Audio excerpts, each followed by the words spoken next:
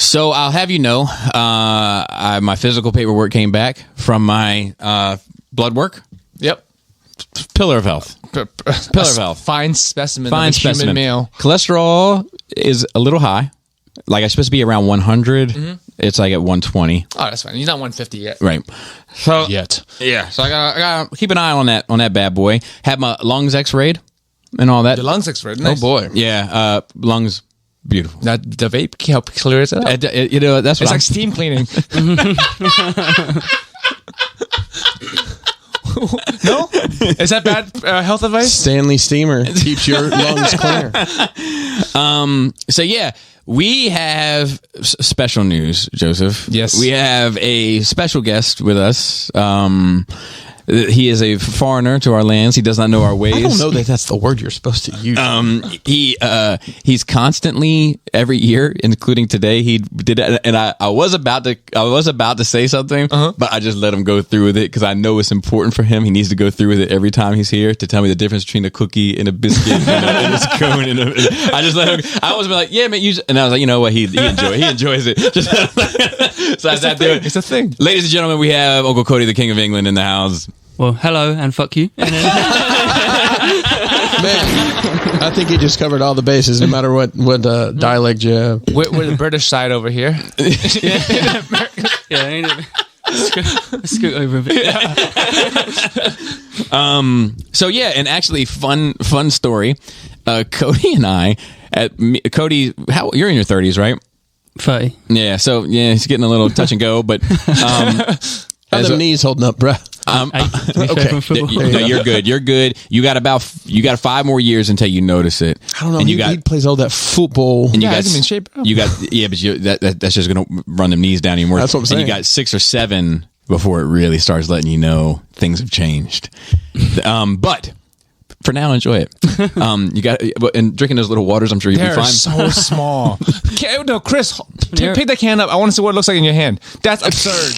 It came It's from like when you see Shaq holding a regular can. Hey, let me turn where you It was just free aeroplane stuff. It's just for why would they make them so small? They can fit them on the aeroplane. So without bombs in them. What's a kilogram?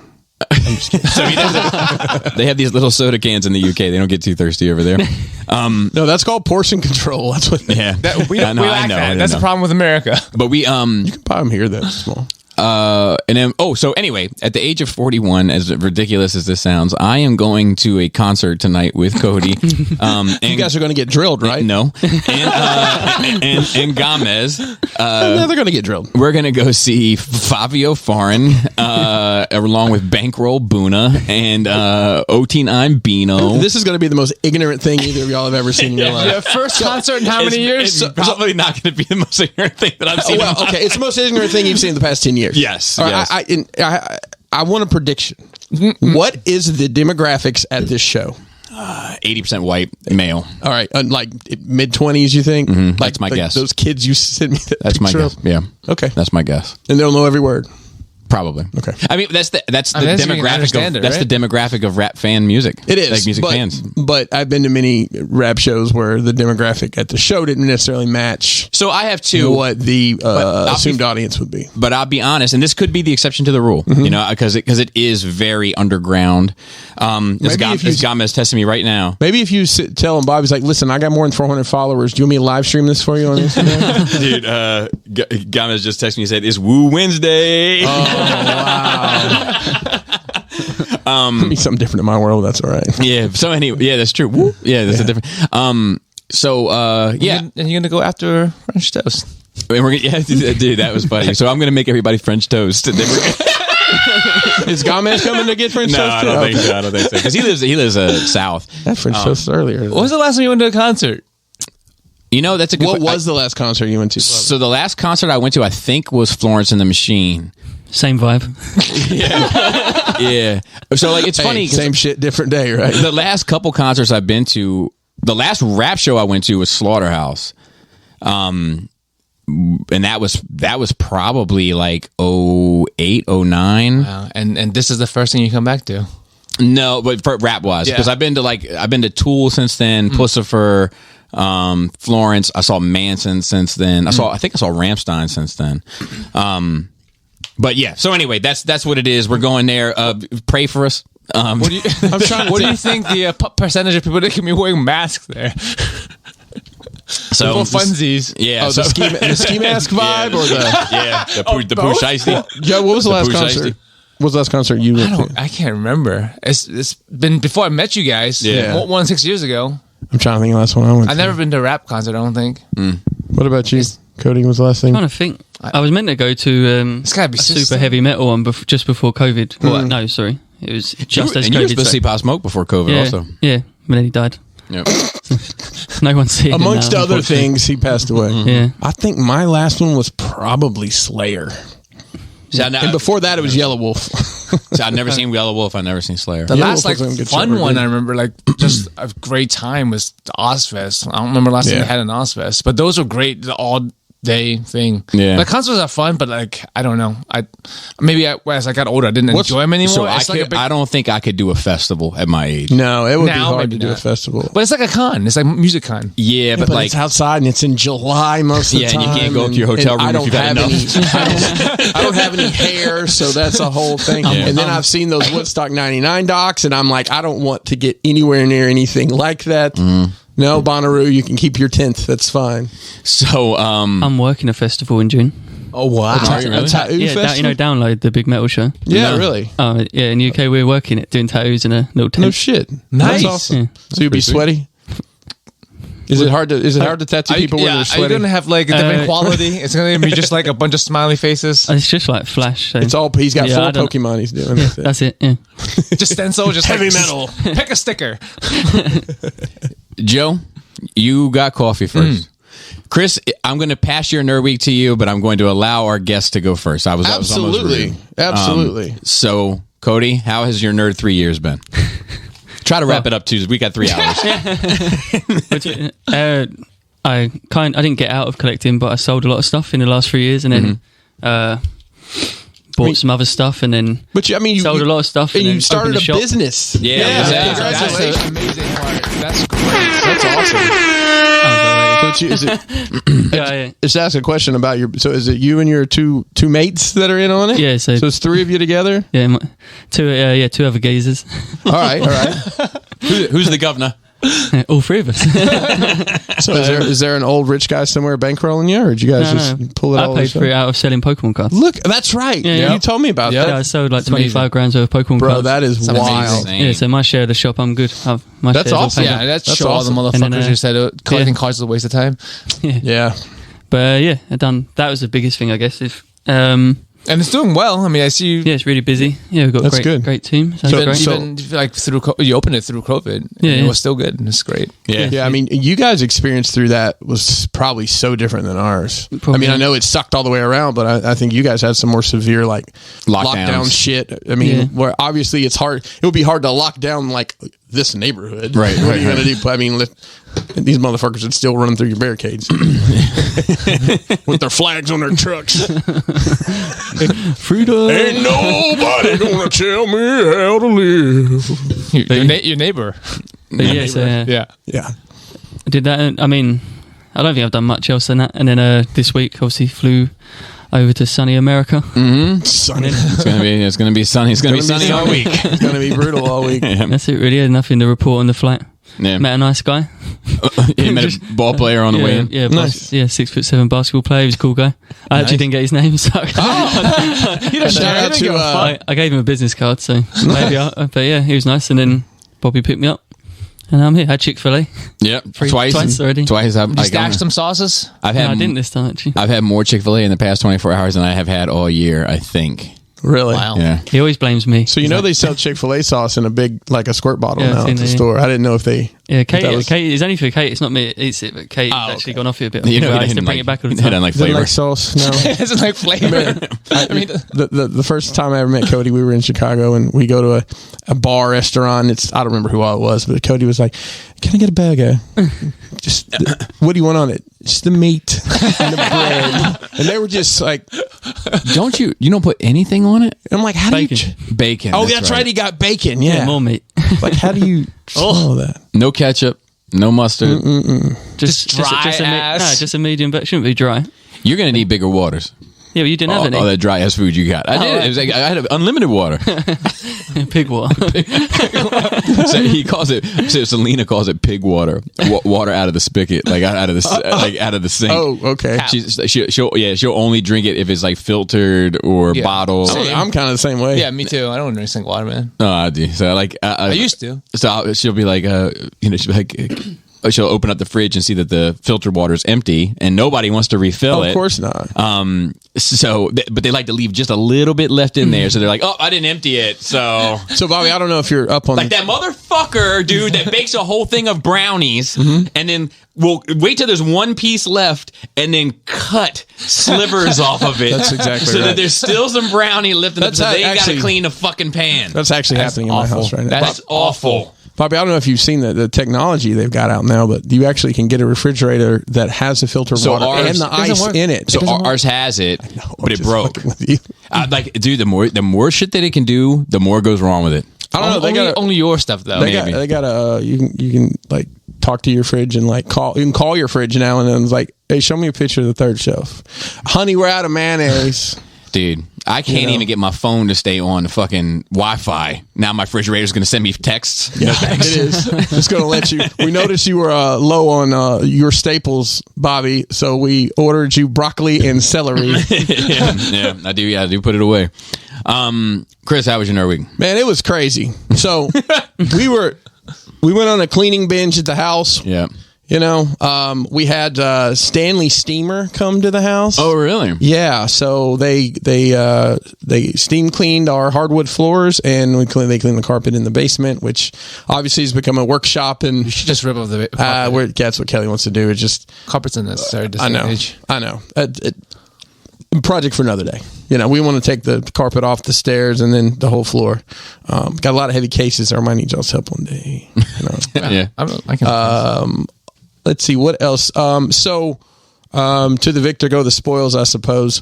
Kelly had been talking about wanting to get a gaming computer for a very long time. And a part of the problem was she doesn't necessarily have anywhere to put said gaming computer the way things were set. So part of this whole process was cleaning everything up downstairs and moved a bunch of shit around and moved like the desk into like basically it's right in front of my two big sliding cases and the couch is right in front of it. So it opens up the whole room there. Okay. So I wish Micro Center had some sort of rewards points or something because You bought a gaming computer from Micro Center? we bought 2 gaming computers from Micro You Center. should have said no. Bro. We bought 2. Let me guess what you're going to say, Joe. Why didn't you build it? Is that what you're going to say? Or have someone build it for you? Because all the specs that she wanted was in a pre-built machine. And I got a laptop. How much was it? Which one? Hers? Yeah. All together? I mean, this is what we spent on both of them. Mine was this much, and the rest was hers. But she got 2 giant curved monitors and all. Okay. She's ready to go. Overpaid, but yeah, no, that's headset and everything. I got a gaming laptop. I have no intentions of playing games on it, but now I have no excuse not to use the fucking Adobe Suite, to use Premiere Pro, because this computer, it's beefy. It's fucking beefy, and it'll handle all this shit. Like my old computer, I'd open Illustrator, and like Joe, we still wouldn't be open. No, I mean it's like we're gonna eat first, and then we'll come back to it. But now I click a button and it's like, let's go, motherfucker. So it's called gaming computer. It just means extremely powerful. It is, and that's what it is. I mean, the downfall for a laptop is I can't upgrade the RAM later and all that shit. But it should be good for a few years. It should be, and I just want a fucking computer I can move around and put where I want. I don't want a desktop for that setup. So what games is she playing? Oh, I don't know. Minecraft. Get a gaming computer to play some fucking Frogger. Roblox. Pinball. You ever play that Space game Cadet where you line up the colors of the jewels and they pop when you get 3 in a row, and then you collect that? That's what she's Candy playing. Crush? Candy Crush. Dude. No, she's looking for games, some games to play. I mean, Did people say play Farmville? Is that still a thing? Remember that was a thing? it was. Yeah. Do you ever play a game called Bust a Move? Yes. Oh, yeah. That shit was fucking awesome. Yes. I don't. You tell me what it is. So it was like Sounds familiar. it was a versus game, right? So it'd be you and me. The screen would be cut in half. I have half the screen, you have half the screen, right? Okay. Vertical. Like a vertical line, Yep. not horizontal line. And it was a little arrow that went back and forth, and it had bubbles, and the bubble would come up on the arrow, and you shoot it, move. And you lined up the bubbles, and then you can make 3. But you could connect these big ass bombs, and then just hit the third one. But the problem with connecting the bombs is that the screen did lower, so if it got to the bottom, you died. But if you caught that one and you sent all those fucking bubbles over there, I love it. I love the dude. The game is like so next level much Tetris. fun. Yeah, I was gonna say it's in my mind as part like in the Tetris. Now that you said that, I'm like, oh, it's a bubble popping game. Puzzle Fighter is my jam. Definitely. I finished Cyberpunk again. Like the 1.5 patch that they did that made it you playable. got your money out of this game. I definitely got my money's worth out of it. But I played through it again, and I think there's like 6 or 7 different endings you can get. This was actually pretty cool. I basically told Keanu Reeves to fuck off. I was going to do this myself. Oh, dude, that does sound pretty cool. Yeah. And they ended up you end up in a space station. They're like, you can either become part of, basically we'll take your brain and put you in the cyberverse forever, or you've got 6 months to live. And he's like, send me home. Got me 6 months to live. So I thought it was pretty cool. I've gone back through, and there's like one little set of missions that randomly pops up, but I think I'm going to be done with it until they get a new, they're doing some DLC next year. Why don't you get a new game, bro? I am. I think I'm going to get Elden Ring. I actually almost. Do you like pain? I do.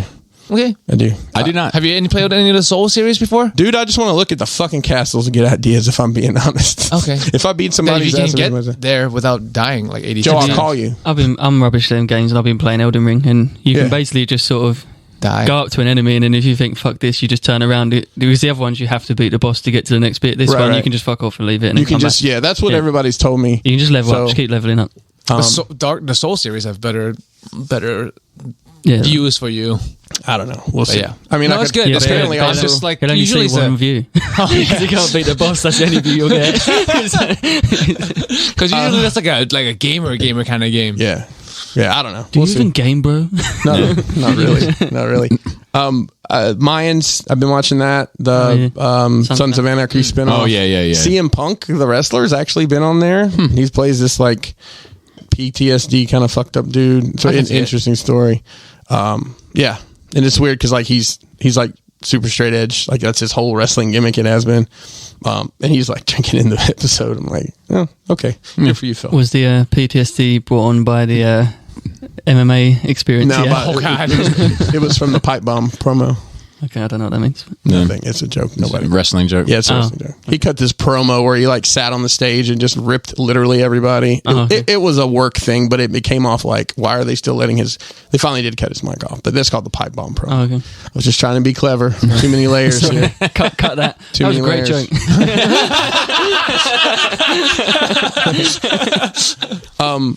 And on my HBO game, I did fail to watch the Baltimore show this week, so I'm an episode behind on that. But I finished watching the Lakers show, Winning Time. So I didn't watch this week's Baltimore show, but I did watch last week's. Still fucking great, yes. I think. Yes. Dude. This last episode, it was a little slow. Oh, I haven't caught it. No. The one. Yeah, maybe. But there's so much depth to it all. There is. It's so... and it's so crazy because they're talking to all these people that like I've heard about on the news, like the Mosbys, that have just been... Yep. And they're still like trying to... Anyways.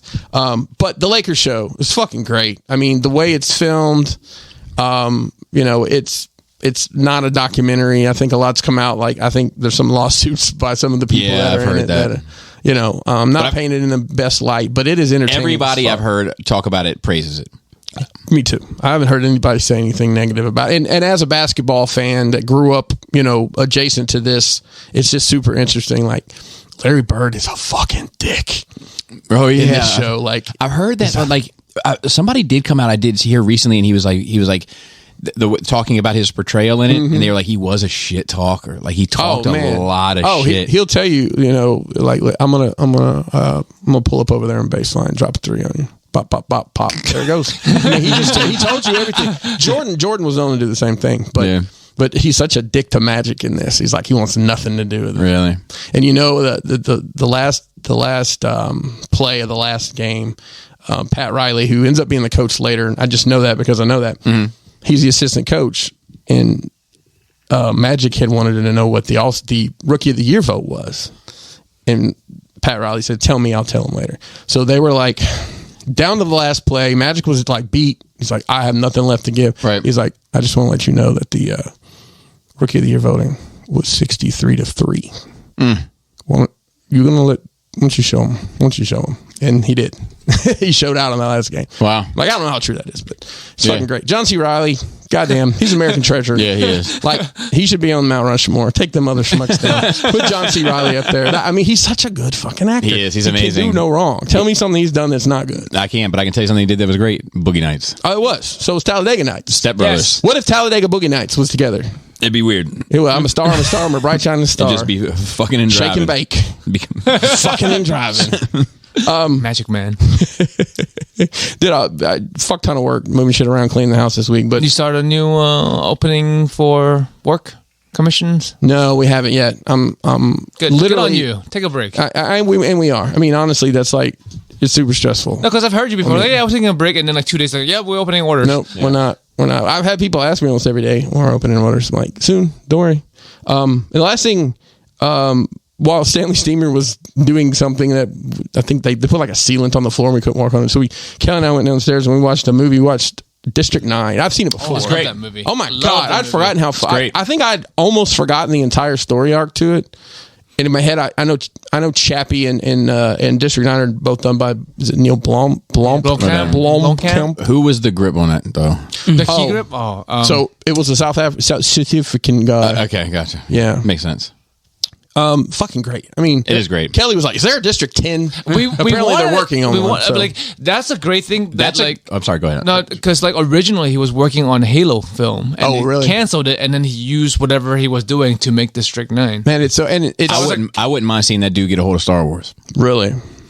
Just because I think he has a knack for making it feel like you're on the ground. I don't know what he does, but It's the way he films it. Yeah, right. the way But I he mean, films like it. Elysium was same guy. I think. Did he do that too? with Matt Damon? He's the I know same what you're actor. talking about. Yeah. Chappie was him, right? Chappie I didn't was watch him. Chappie because Chappie was fucking great too. I Chappie. don't know. I can't stand those guys. And like, What I think guys? This guy's at Robot Field. Oh, the singers. Yeah. The who? They're Diane Wood that are in it. Oh, Diane. Like, Wood. To be fair, I think it's like I don't know. I have a hang up about the film is artists. great. Their music sucks, but but the movie was good. Does Lenny not listen to the show anymore? Yeah, I know, but the movie was good. Real quick, I want to go back to the Lakers thing. I stumbled across there was and it wasn't a key grip necessarily, but there was a guy who did a lot of the film. Is it filmography where you're actually filming? You're holding the camera, and they did a lot of like the shots where like. For example, Kareem's running down the court. Dude's on fucking rollerblades filming. Oh, that's how yeah. they're getting those. Like, that's fucking... Like, he was, basically they're playing basketball and this dude's just swinging around underneath him and shit on rollerblades. That's cool. Man, that's just so outside the box to think, well, you got to run a track and just fucking do that. I have a lot of those on like my Instagram feed because it shows you things you want to see, right? Because like I went down a rabbit hole of like how like commercials are made and photographies, and like a lot of times you think they're like just CG. They're not. They're just really fucking smart ways to making a sandwich explode. Yeah. I've watched. There's several Or like people I swirling follow. fruits and stuff. Like, this is also fucking practical effects. No wonder it looks so good. Practical effects. It's a lot of practical effects. And it's just really smart people with things outside the box of how to film something. Yeah. I get you. I guess that's it. So Yosef? I didn't do shit, bro. When did we record last? It's been like a week and a half. Yeah. Okay. Oh yeah. So why did I not have? I probably forgot a bunch Because we of shit. couldn't line it up for one, so we did it like on a Friday. I remember now. I'm just trying to. Phil. So it's still on the movie nights. It's still Asian month, I think, some shit like that. So last week we watched Ung Bak. That's a song by Hanson Brothers. Really good martial arts film. The story is whatever. It's plain. But like the choreography is great, and like it was during that period when like kung fu movies were making martial arts movie was making a big comeback, like post Matrix. Like there was Crouching Tiger, Hidden Dragon. Yes, that era there was like a lot of martial art movies that came out, and like last night we watched Kung Fu Hustle, which was along the same line, 2004, I think, but it's a Hong Kong film. So I think I saw that. I get it confused. No, I thought it was called Kung Pao. Enter the Fist. That guy is not Asian. That guy's a white guy playing an Asian guy. I saw that. But it's a parody, so it's hilarious. I hated it. I fucking love that movie. See, I can't. I have a. It's dumb. Yeah, see, that's my problem. Is like when it gets into the dumb box. Like dumb box about ooh box. Do it up dumb box Like- box ooh. Go to booth I walk this fine line. of Jackass. Like Jackass, love. Scary movie, love. Not Another Teen movie, Yeah. love. Most other movies like that, hate. Weird. It's just like select few you can. Because I think that like Not Another Teen movie and Scary Movie, Don't Be a Menace. They're like In South Central, watching Jews in the Hood. that Okay. one. That's the one. They're this. I don't know how else to say this other than I'm just going to do it. They're like a higher crust of dumbass movie. Jackass is a higher crust of dumbass movies. I didn't say Jackass for those three. Oh, those other one. Okay. Yeah, those Jackass is movie. a different genre. Jackass is like It's just- Jackass is to documentaries what Not Another Teen movie is to teen movies. Yeah, I mean it's a parody of itself. That's the best way to describe it. Fail videos, except on purpose. Yeah, it's like Exactly. It's like behind the scenes on stunt work. Except, yeah, basically. Anyway, but yeah, But yeah, I like the actor. I grew up watching. So, like, when I was a kid, he was like a children's TV show host who was like pushing the line. Like, he would say some like raunchy jokes or like borderline be abusive to the kids. And then eventually he became a comedian, and then became a comedian, movie comedian, and he's like huge. Isn't that how the guy became president of the Ukraine? Oh, he was a comedian. I know. Ronald Reagan. Yeah, and he was an Ronald actor. Reagan. Yep. He was an actor, and his wife visited a soothsayer. I mean, and his wife apparently had, and dictator politics from I much from prefer the soothsayer. term soothsayer over fortune teller. and Nancy Reagan apparently had a head game. Yeah, From back in the vicious, day. vicious. Shout out to Nancy Reagan. Shout out to Nancy Reagan. Hold on one second, just for her. Oh, fuck, it's so good. Wow, it's incredible. Okay. But yeah, but I love Stephen Chow. Like Shaolin Soccer is one of my favorite movies. So watching Fu Hao. So hopefully we'll watch Shaolin Soccer next week, and watch two really absurd and dumb action movie, but they were fucking fun that I'd never watched. Is Olympus Has Fallen and London Has Fallen. There's apparently a third one, and then there's actually a fourth one coming out this year. Oh, Detroit has fallen.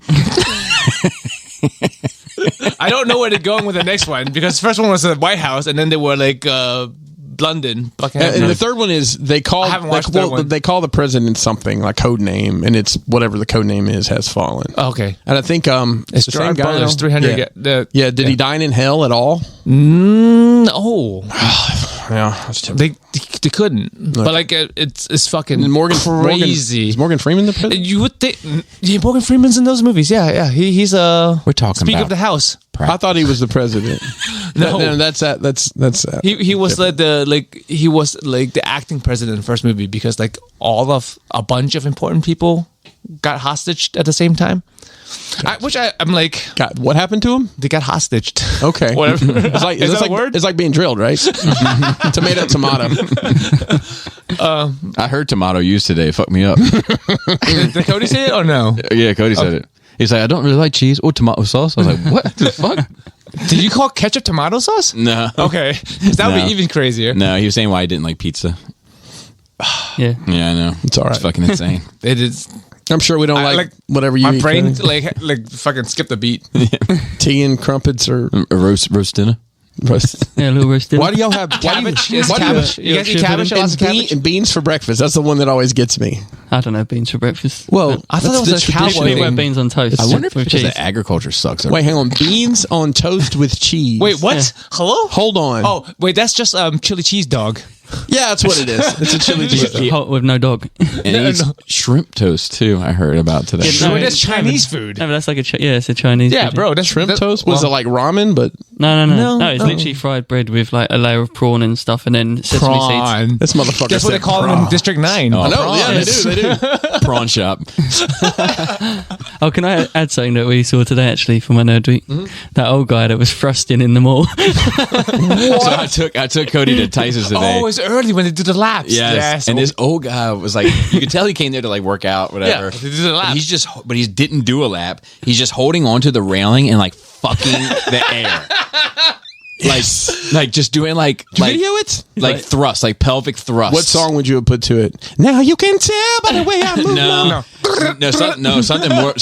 something more sensual, like something like Keith Sweat or something. That's like it was Keith like Sweat. Holy boom, boom. Like it's like that's gonna be me, and however old that guy is, because that's what I do on stream now. If I keep streaming, that's just gonna be.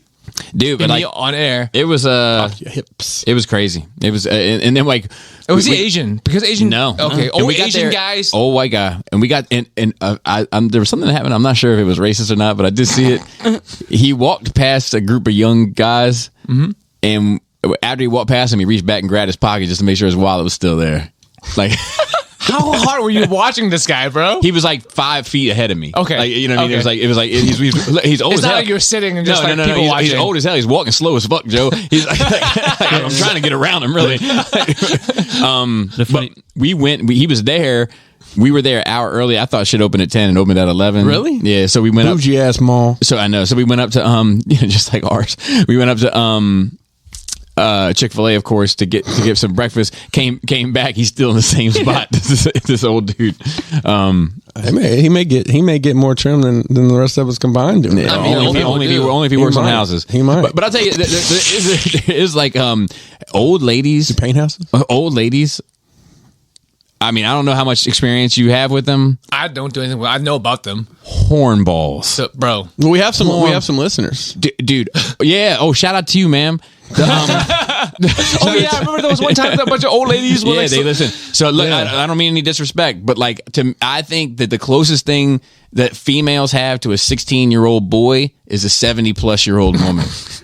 That's like when they get in their bag. I know you're tired of being lonely. I'm gonna tell you right now. So baby girl, put it on me. And this is no disrespect to anybody's grandma, but I would take one out for a spin just to see what. I'm telling you.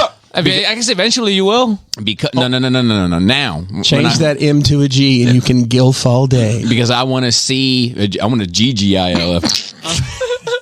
Oh my god! Oh my god! Because she's a great grandma, and they call her Gigi for short.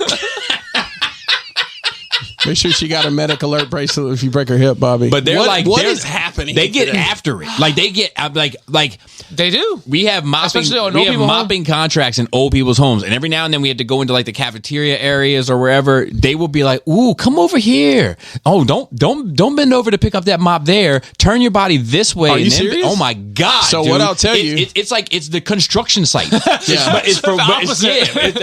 I love it. I'm like, you girls, like I'm fucking giving it to them. You know what I mean? Give me a little shimmy. Give me a little shimmy. No, but I mean, I'll angle my bend over. You know what I mean? Put your mop pole between your legs and dance it back and forth.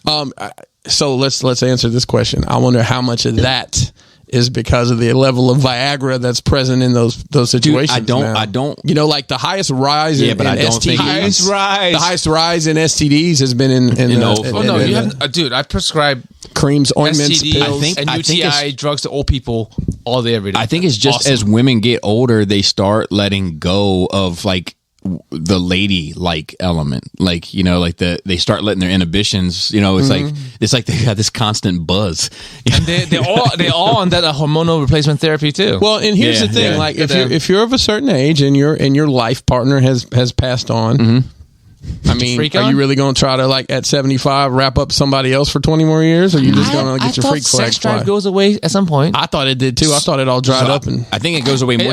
I think it goes more so away from men than it does for women. It looks like SpongeBob when he's not in the water. It's fucked up. It's fucked up that it's like inverted. Yeah. You have to meet right in the middle. Like evolution fucked us, bro. Yeah. Well. What else, Joe? What are you even talking about? We're in movies. Action movies. Yeah, I'm gonna watch the other fucking Gerard Butler movie. Nice. I just remember a Gerard Butler movie I need to watch is Gamer. I vaguely remember enjoying it. Krista probably hasn't seen it. It's like online games, right? Like now you know you take control of a character in a game, but in the future there's going to be a zone and like prisoners or volunteers or whatever like have a chip put in the head, and gamers can use them to play games, but in real life. So it's like VR, but not VR. Yeah, but it's actually real. So like you're playing a video game, but except the character on screen is a human somewhere in That sounds like a combination of Ready Player One and The Hunger Games. Yes, something like that. It's a dystopian future. Yeah, aren't they all? Look at the one we're in right now. Exactly. It's like people are like, "Oh, dystopian future." I think it depends on where you live right now and where your demographics is. You are in the dystopian future. Mm-hmm. We just happen to be lucky enough to be like the nicer part of it. That's fair. That is fair. Yeah. On me? I think that's it. Okay. Let me see what I got here. I wrote down this thought I had. Phil is looking for love in all the wrong tweets. I don't know what comment I have about that. I don't know why that came to me, but it came to me at one point and I wrote it down. We know. I watched Breakfast Club. Not the podcast. Not the podcast, but with Charlemagne. Molly Ringwald. I think that one is more offensive. The Molly Ringwald one. So times have changed, man. Dude. I don't watch those anymore. I often get in trouble for picking inappropriate stuff to watch with the kids from my wife. She'll be like every time, like it'll be like some like up close to like execution of some dude, like in a, in a dark alley, and she'll just look at me like this. It's like that one time. Let me tell you something. I won all my credit back with this film that she picked out of the Breakfast Club. Club. Picked it out. Yep. She was like, let's watch a nice 80s fun film that the girls are like. You don't remember those. So let me tell you something. It's good. It's still good. Like sure. It's campy. John Hughes, man. But it's good. So tell us what was inappropriate for children in that.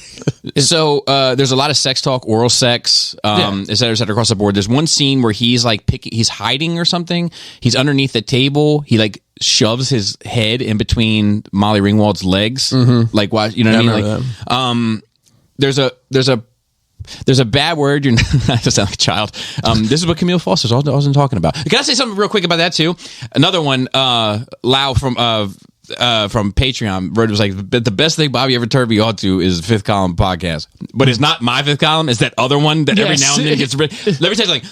I've only watched a minute. He seems fine, that Fifth Column guy. That shit is nothing like what I'm talking about. In fact, I didn't know there were two Fifth Columns. So yeah, there's one that's like this, like, I don't know what he is. He has a beard. He wears a camouflage jacket, but he's kind of like his name is Bo. Oh, the guy from Cuba, Castro. Castro. That's who you just described. Yeah, that's true. But this is not them. The Fifth Column podcast that I listen to is three guys. It's Mike Moynihan, who did some work for Vice. It's Camille Foster, who works at Freethink. And it's Matt, I forget his last name, but he works at Reason Magazine. It's a libertarian point of view on the criticism, for the most part, of American journalism. So they take a lot of like big stories and like break down like what's bullshit, like, throughout the case of the story. So it's not that at all. He also made a comment recently on and forgive me, I can't always. The Patreon thing is hard because I get the emails for the comments, but when you click on it, it takes you to the website version, not the app version. And then like it's hard to find the post on what. But he was talking about that Elon Musk, when we were talking about buying out Twitter, that he will just edit the free speech too.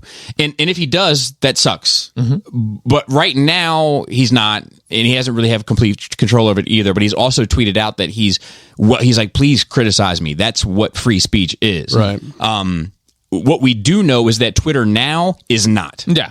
So for sure. So whatever it is, it can't get worse, in my opinion. Oh, just be the same. Which sucks. Yeah. If it's, you know what I mean? But you have a chance of change. Correct. Versus no chance of change. Correct. Anyway, there's a bad word. So Camille Foster often talks that we should not say there's a bad word. We should not say there's this word or that word. We should just speak because we're adults and the word should have context and we should be able to decipher the context. But because I'm not bold enough to live in that world and I'm too very, very, very afraid. There's a bad word for homosexuals, usually for men, that starts with an F. That word was in Kung Fu Hustle too. That jarred me. So we're going to use, instead of that word, Frogurt. Okay, because that's the code word today. Yes, Frogurt. I think it. So here's a quote. Here's a quote from Breakfast Club. You wouldn't know anything about it, Frogurt, with a hard F and T. Yep. I mean, yeah, sign of the times. I that was just a word you used with your friends. In Bill and Ted 20 years ago. Frogurt doesn't have a T. So Frogurt. So that happened. What's interesting to me about this, kind of sociologically, in terms of culture and society and evolution, I guess, thereof, that line happened. Selena, my 9-year-old now, Question mark? Yeah, because she just had a birthday. 8, for whatever reason, is the one that stuck. I have an age for Jaina also that stuck. It's 11. And I have a hard time getting past it in my head. I'm like, no, she's 11. That's your favorite time. Yeah. Never come back. So as soon as it said you wouldn't know anything about that, Frogurt, Selena went, oh, snap. But it's just like, she knows it's not okay. She knows, like, her eyes got big. Like, you know what I mean? It was interesting. So it was super violent in terms of not physical violence, but threatening violence, verbal threats and such. And a fair bit of it from the principal to the students. I'm going to kick the crap out of you. Something that's one of the things the principal said. It was it's just interesting. There was mad sexual shit in it, and also mad marijuana shit in it. Which is like normal now. Yeah. Let's see. I know there was a couple other things. Oh, I went down a Vice rabbit hole. I wanted to circle back around. I watched a couple of Vice things that you reminded me of. I watched there's one called, I think it's called like Local Celebrities or something like that. But it was about, Bobby on it was not, no, of course not yet. But there was one about Nims, the Bing Bong guy. A really interesting story. I did not know. Like, I guess he was affiliated with Shady Records at some point in time. Oh, really? Ends up getting hooked on H and goes away for like 7 years and comes back and decides to become what he is now, which is kind of a big deal. And then I watched one about Syria. And Syria's selling fucking drugs to everybody. That's how they're funding. cereal. No, not Syria. Yeah, I did it first, but I put it together. Country's Syria. It's an opiate basically that they are fueling into the Middle East, who has a huge drug problem that's not reported anywhere. But it's called Captation. It's Captagon. Captagon. I don't know if you've run into it. Sounds like if a you've ever transformer. heard of it in the UK, but like this is a picture from last year. They seized 14 tons, 84 million pills in Italy. Jeez. But basically, and it might be a lesson learned here. Syria nobody was fucking with Syria. They couldn't get money from anywhere. So they just started selling fucking drugs to fund themselves. I mean, a lot of downtrodden countries or communities, that's what they turn to. Like, in the president, his brother is some leader in the military, which is that section of the military is the ones that are running the drug operation. It's freaking crazy. Those are the two I watched this week. Well, I'll tell you, fun fact to piggyback off. Don't do that. Ask anybody that served in a field capacity in Afghanistan during the Trump or Obama era about their perspective on American warfare and opiates. Yeah. Because there's a lot of soldiers that I've spoken to, and Marines that I've spoken to, that have been like, you know, during those two presidencies, all of a sudden shit switched to guarding heroin field or opiate fields and all this shit where we weren't doing that before. You know, like, not to get too deep into it, and not that I'm an expert, because I'm not, but when we went in there, the main objective was to dismantle Al Qaeda, and we did it quick. And then we just sort of fucked about, you know, and then we started to take on the Taliban, and the Taliban sucks for, you know what I mean, like from the outside looking in. But like, the Taliban don't have global aspirations. They want to run their shit. They want to run their shit. And I mean, that's what's happening. Al Qaeda wants to take us back to the Stone Age. Right. You know, like they were dangerous. But like, anyway, so I don't want to stay on that too long because I know people get triggered in the comments and shit. But like, when I've talked to people that have served over there in the field capacity, they've been like, man, like, you know, like a lot of them even have told me that they feel disheartened and disenfranchised with their involvement in the military, because they're like, man, I went over there to do this, and this, and I ended up just guarding fucking opiate fields until it could be properly, you know, this and that. And I'm not going to get into it here, but just if you know anybody, talk to them, because there's some interesting stories. The pallets of American $100 bills is the one that always got me. Yeah. Fucking pallets as tall as me of fucking cash. Why is that there? Let's see. So I want to say there was another thing that I did. Oh, the Vice stuff. So I watched much more fun than military and drugs, kind of. But like I watched this. I went down this deep dive. I dove into a deep dive of like hallucinogenics and such. And this one that I found, there are a couple that I found interesting. One was like on these bees that produce this honey in, you're going to love this, Joe. I think in Tibet, in these Tibetan mountains. Was it 7 years there or something like that? I think so. Was it a blue flower? So no. But like the bees are so, like, they're crazy. I mean, it's like, you can hear them in the mic and shit, that they like, they have to like go down like with like rescue rope and shit down these mountains to like pick the hives. And like, they set a fire at the top and bottom of where they go to smoke out the fucking bees because there's just get to it. So many of them. Wow. So I watched that one. I watched one on this like this frog that secretes. The Frogurt that secretes. Frogurt. That secretes. This is your title. This venom from its back. Don't want to get them. You can lick it, right? Well, yeah, but you what they really like to do is scrape it. What they traditionally do is they go to the Amazon, and some of these guys, I'm like, man, like these guys that go on these, I'm like, I would never do this. They're really into it. I would never do this. I mean, it's like a lifestyle. I would in a different world, in an alternate universe, I would try some of these hallucinogenics. You know, if they were to come into the neighborhood in an ice cream truck? Yeah, especially if I was 16 years old. Yeah. Get your frog scrapings here. You know, but like to go on like a 3-day journey in the Amazon where like their hands become swollen from just the amount of mosquito bites they're, you know, accumulating. Yeah, it's crazy. It's That's insane. a passion, bro. So they take this frog, they tie it up like it's going to be quartered. They tie it up with grass rope. You know, so it's like tied in a rope, dude. It's crazy. Like it's just, and he's just like this. And so they put a little blindfold on it as well. Did they offer him a cigarette, Bobby? They tickle it. I'm not bullshitting you.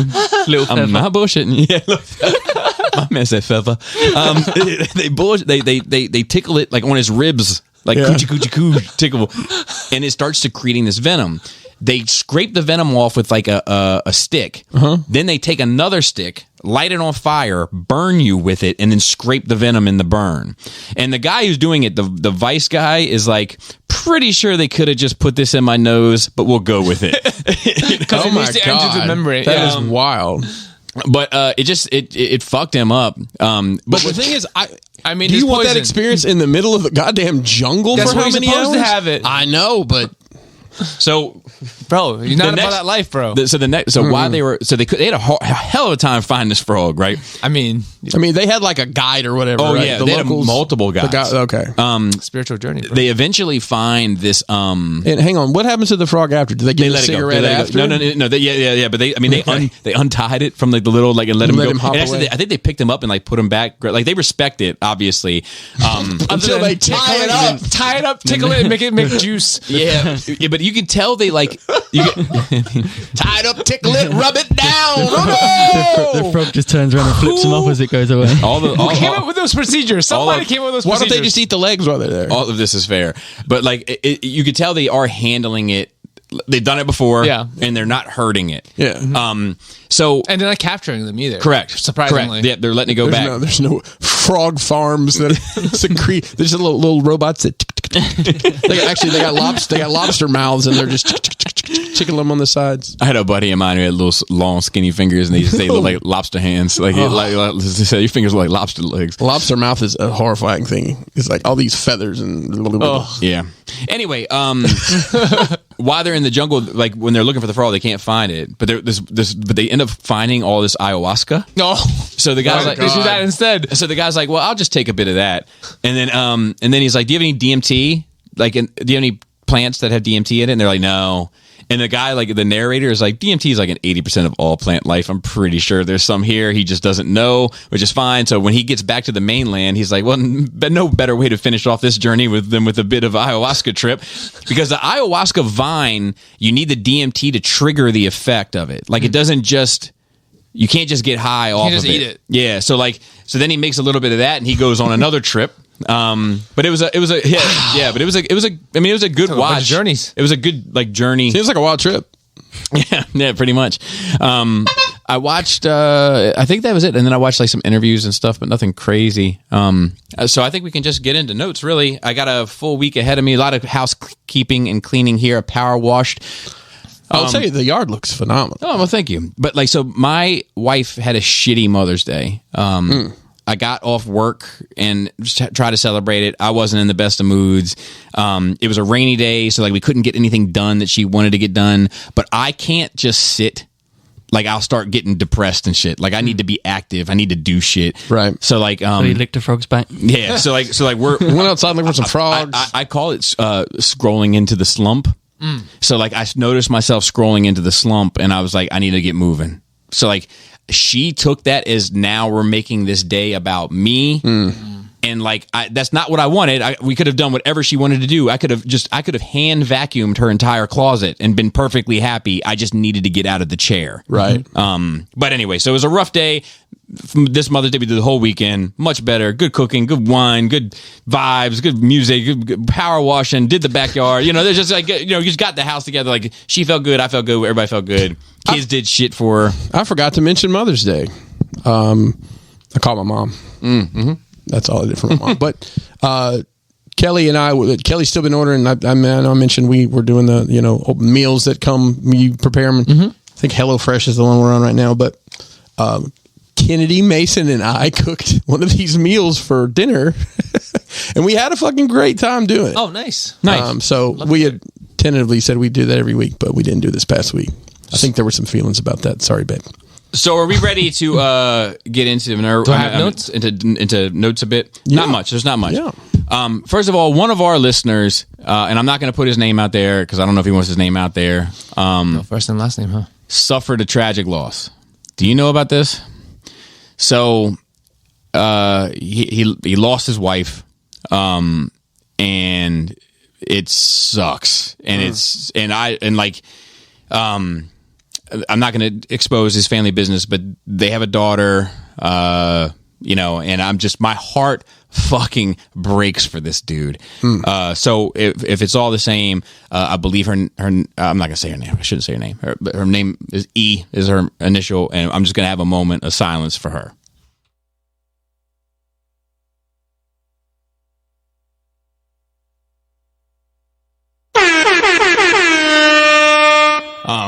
Rest in peace. My thoughts are with you and your family. So another loss, and then we're gonna get on to good vibes. Fucking George Perez.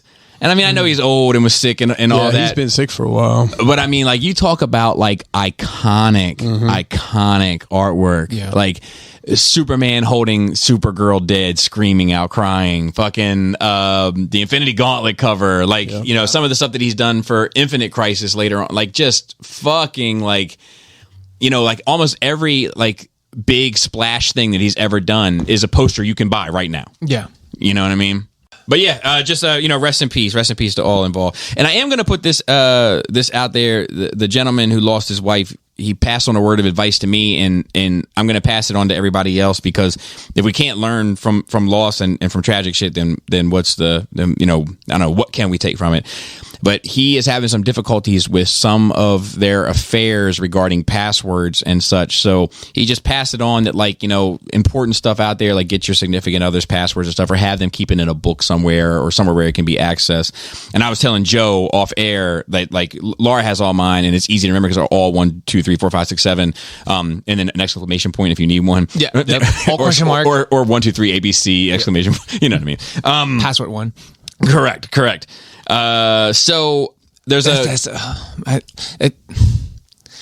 different now, because I don't know if we have to discuss this or not. It's different now. Back in the day, right? Just bank account passwords or whatever. But now it's like there are a lot of passwords. Everyone has a lot of accounts. A lot of personal accounts. A lot of social media accounts. It's like 2-step verification. But like when you're at that spot, it's gotta be hard, because like there's probably things either you don't want to see, or you're going to try not to see or not to look at, just out of respect or sometimes ignorance is bliss kind of thing. Right. I can't imagine like finding something you you wish you didn't know. Yeah. Things like that. I guess it's just important shit like banks, IRS, like. But I don't know about social media because like I've mentioned it here before. That's this one friend I had that died a long time ago, but that account is still active. It keeps her family and sister keeps it up on Facebook. Like every year they would put a reminder that. Yeah. But like having access to someone's private social media can be weird. So you want to hear a fucked up drill story? Yeah.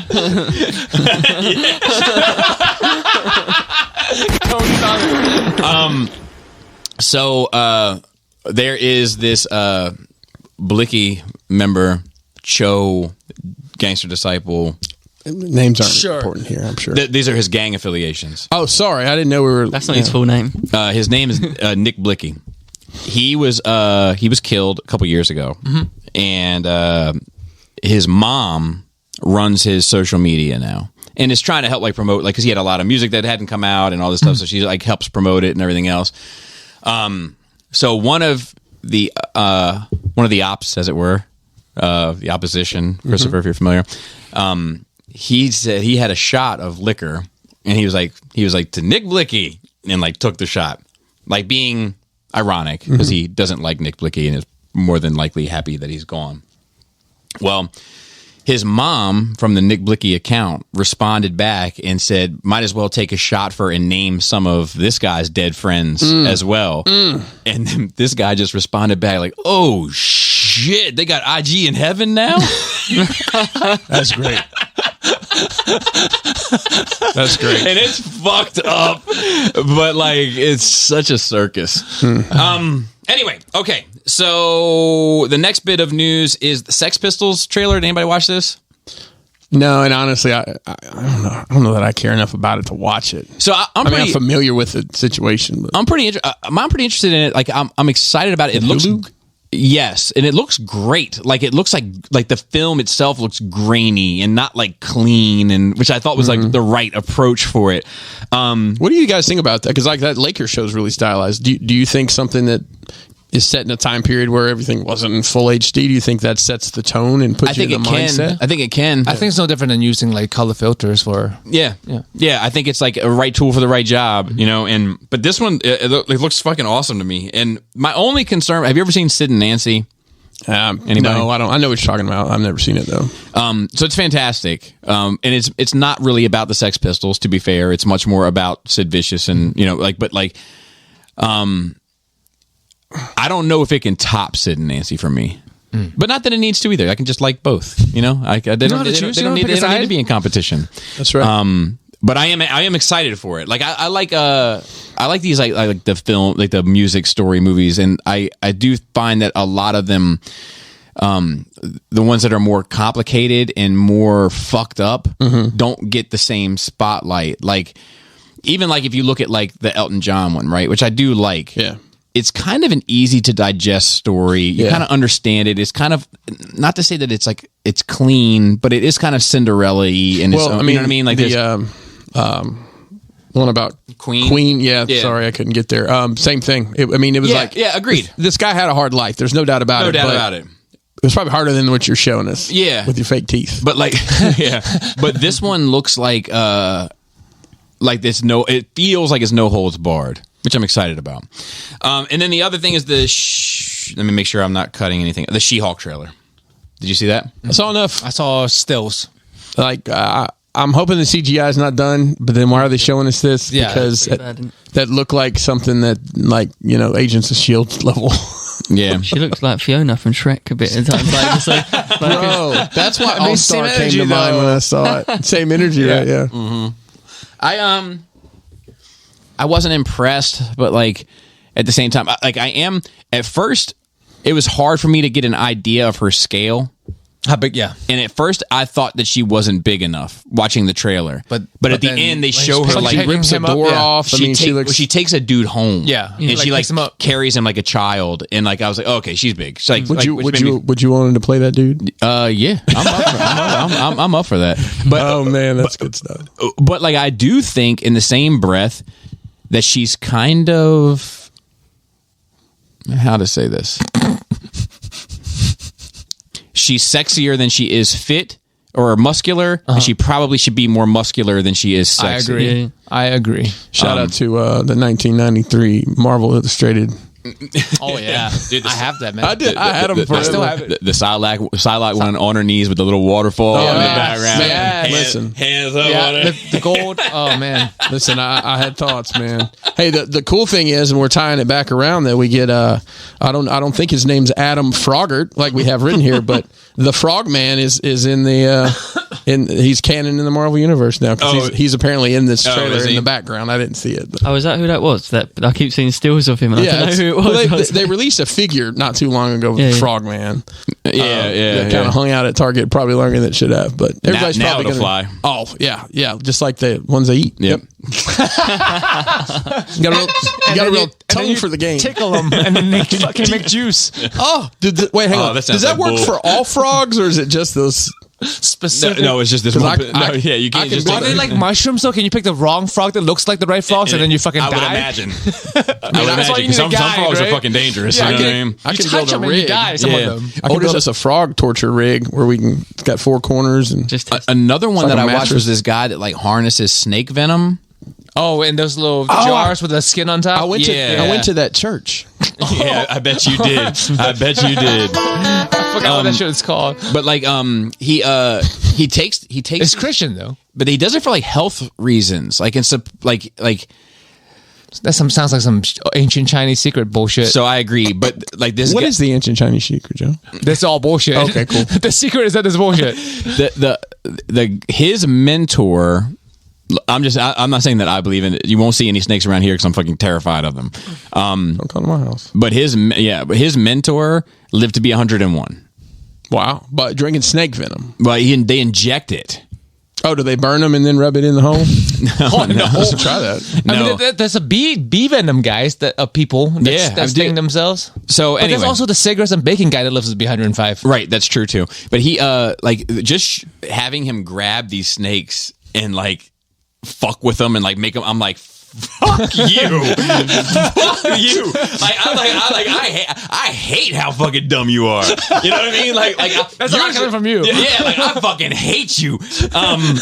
So who's braver or crazier, Bobby? The snake wranglers or the alligator wranglers? The snake wrangler. I think you're right. Like because those motherfuckers are tricky, man. Like they're unpredictable. Yeah, dude, an alligator. They're slithery, and bro. an alligator's like you kind of know. It has this one direction. It has 180 degrees you can go. I think the snake You can hop thing, on it. I'm not fucking with either. Right. But I mean, but I would take my chances with an alligator. I think You can jump on his 'cause- back and hold his head down. and you can see it. It's not going to hide underneath the fucking chair. It's not going to bend all the way around just to bite you in the ass. What if it did just his tail out like this? What's the biggest snake y'all have ever seen in person? In the wild? In the wild? Probably something that's like 2.5, 3 feet maybe. Yeah, regular ass garden snake. Black snake probably. Do you guys have snakes over there? Yeah. In my old tattoo shop, my boss used to have snakes. He had like pet like snakes? pythons and stuff. Yeah, so I But don't like know in how the big, 6 wild, foot or you something. ever been in the woods and seen a snake? There's they're like slow worms, they call them. They look like snakes. Slow worms. They look like a snake. Like danger You noodle? get Those are the grass ones that snakes. catch the little bus. Grass snakes. Grass but- snakes. Yeah, but they're Snake tiny. school. I've seen. Can you say that? I've seen live. Just because there's not many of them, they don't need a whole full bus. I've seen live a probably 6 foot rattlesnake. Down in That is- Alabama? That's bigger round than a can of Coke. Yeah, and I was in Boy Scouts. Hey, All of it. Listen, all of it. I don't flex often, guys, but I am an Eagle Scout. Thank you. We were on a hiking trail, and If I went to patches. I have a bunch badges of and patches. I have all of it. I got. We don't need us thinking badges. It might be I both. got badges, patches, pins. Thins. I knew I'd get you going on that. My dad was on this trip with us, and he was like in the front of our group, and he stepped over it, didn't see it, and the person behind him was like, "Snake!" He's like, "What?" It was huge. It was frightening. Another funny snake story. On this same trip, we had gotten to where we were camping, putting logs on the fire, put a bunch of logs on the fire. All of a sudden, log been there for a minute. This fucking snake shoots out of this log. Like I was living inside it was of it. in It got this too log, hot. and then Well, at like some them point, old cans you get, the little toys, it pings. it was like that. It was just like that. It was. I must have gotten all coiled up and then said, "Fuck this," and it shot out. Fuck that. Dude, I hate snakes, man. I saw one the other Some day. of them can swim. Look, I saw one the other day. This might be the biggest snake I've ever seen, this little rascal. Look, that motherfucker just out for a stroll. This little slow worm. That's a little bitty snake. Now, he's like 2.5 feet. It's misleading. It can Dude. still bite you. look at him. Yeah. Oh. Him slow. Wait, just where on you the going? sidewalk? Just on a road? Yeah, it was It's lost. I don't know if I've got any. Oh, dude, fuck them, dude. I hate Why would they move like that? Fuck everything about it. So that's the thing I think that gets. I think humans have something in their brain that says that's moving. It doesn't have any legs. That's fucked up. You would it's a How would you rather it move? evolutionary. Huh? How would you rather it move? Like this. Like it's I doing want the the one- word. I want the ones from Eden with the legs. Hell no. Dude, What, a lizard? you would hate it. Have you seen how Just two, like how a- snakes can climb trees? Have you seen that? I don't want to see that shit. They I- like wrap around Oh, yeah, and that's then that's dude, crazy. so I don't fuck with snakes. I need to find it to show at you. all. They are It's interesting. amazing how they climb trees. I hate them. They don't slither up. They like I would they kill slink every you single up. one of them, not just the men, but the women and the children too. All right, let's get this. So we have a metric fuck ton of notes. Let's just start at the bottom and work. Of questions. Oh, that was all the notes that were? And if you want to send in, questions. We need more. You can email us at nerdrageradiomail@gmail.com. I like the little last little. and just a heads up, Bobby may edit your words a bit here. Yeah. Please don't get offended. We have 20 questions. Yes. So he says, this is from Bert. He says, hey guys, love the show. Who do you think wins in a fight? Donatello from TMNT or Casey Jones from TMNT? Donatello, he's got a fucking shell. Yeah. I'm And the going stick- Casey. Really? Why? Because I think Casey He's just has a dude. Yeah, but he has more grit. Like, Wait, is I this think a I Leo. quit or I to think the Leo. death? I think Leo or Raph would beat Casey. Is this to the death, or is this just knocking down? It doesn't say to the death. Because if you can get a turtle on his back, he's fucked. So all you gotta do is trip him with that hockey stick, and he's done, right? I think Casey Jones is, in my He's mind. just a dude. Yeah, but I mean, Shredder's just a dude. Shredder's a ninja. and he can make coleslaw with his outfit. Yeah. Casey Like, Jones looks like the me. Turtles are like mutants, man. They got superpowers. That pizza guy's just a dude. Remember the guy that makes the pizzas, the angry guy? Yes. He's just a dude. I don't know. Let's just take a vote. What do you say, Joe? Who's going to win? The turtle. What do you think? That's not a question. I don't know enough about Casey Jones. I'd go turtle. Okay. See, I think Donatello has the of the four. Is he the weakest I think physically? he's the But weakest. Yeah, like probably is. the weakest monster is still a monster. So let like, me say you think turtles are monsters? Those things are fucking monsters. Yeah, that's Look true. at them. But look at Donatello specifically. He ain't hurting shit. He's still a fucking that little dude, pelican. I don't nose. know. I mean, how tall are those things supposed to be? They're not that tall. They're like 5. I mean, like 5'5". Yeah. A 5'5" turtle walks up to you with a stick. No, I'm going to be off put, but Casey. That's off putting a snake. But Casey knows them. He wouldn't have that same problem that I have. He's familiar. Who's got the longest stick, so to speak? What kind of question is that? Don't ever ask me Definitely Donatello. that. Donatello does probably, but like, there you Why go. does Donatello wear his shit so high? Like he's covering up his Because he's a turtle nerd. because he's a turtle nipple. That's why he's going to lose the fight. Actually, His stick has to sit up high, isn't it? that's what it is. What if it was Donatello from the new movies with the goggles and So I mean, that's those are bigger. Well, so, Yeah, yeah, those so are I was gonna say, monsters. Those are monsters. so I was going to say that, like, I think that what turtle we're talking about does matter. Turtle. Because, like, I think Casey Jones from the cartoon beats the cartoon version of Donatello. I think Casey Jones from '89 beats Donatello. I think Donatello from the new movies beats Casey Jones. I mean, yeah. I mean, I think you're right. Is Casey Jones in the new movies? I don't think so. I don't remember. Yeah, he was. The second he was in one's the second so one. I awful. think he was in the second one, wasn't he? I don't. The I first know one's I not bad. Yeah, I like the first one. Okay, I don't remember. I know I watched it, Michael but I don't Bay, remember right? Michael Bay? the Yeah. second one. Yeah. He has ruined all our childhoods. Remember? Cody, do you know what happens? Do you know what happens after the Ninja Turtles go to the boardwalk for the day? I don't. No, they just they go home and they say, "My foot, splinter." I heard Bobby. This is from Sanjay. I heard Bobby mention last episode that he only gets meat and cheese in his burritos. Yep. I have not had a satisfying burrito in years, even though Chipotle is on my way home. I now realize it's because I get too much in it. A bit little of everything. Why would I ask for hot sauce in the same breath get sour cream? They cancel each other out. I get corn, lettuce, fajita peppers, and the mild minced tomato, but they have seemed unfulfilling in hindsight. Yesterday, I got rice, beans, meat, and cheese, and it was fantastic. That being said, how do Chris and Joe order their burritos, and have your burrito arrangements changed over time? I order a bowl, white rice, fajitas, double steak, corn, sour cream, guac, and lettuce. I order. So mine would be Chipotle. Have they changed? Have your burrito taste changed over time? Or just No, I mean I would. No, I mean I took the cheese off of the calories. Which protein did you choose? Double steak. Double steak. So lately, and I'm gonna be honest with you, I used to eat Chipotle like a madman, but I haven't lately, and I think it's because it's so readily available.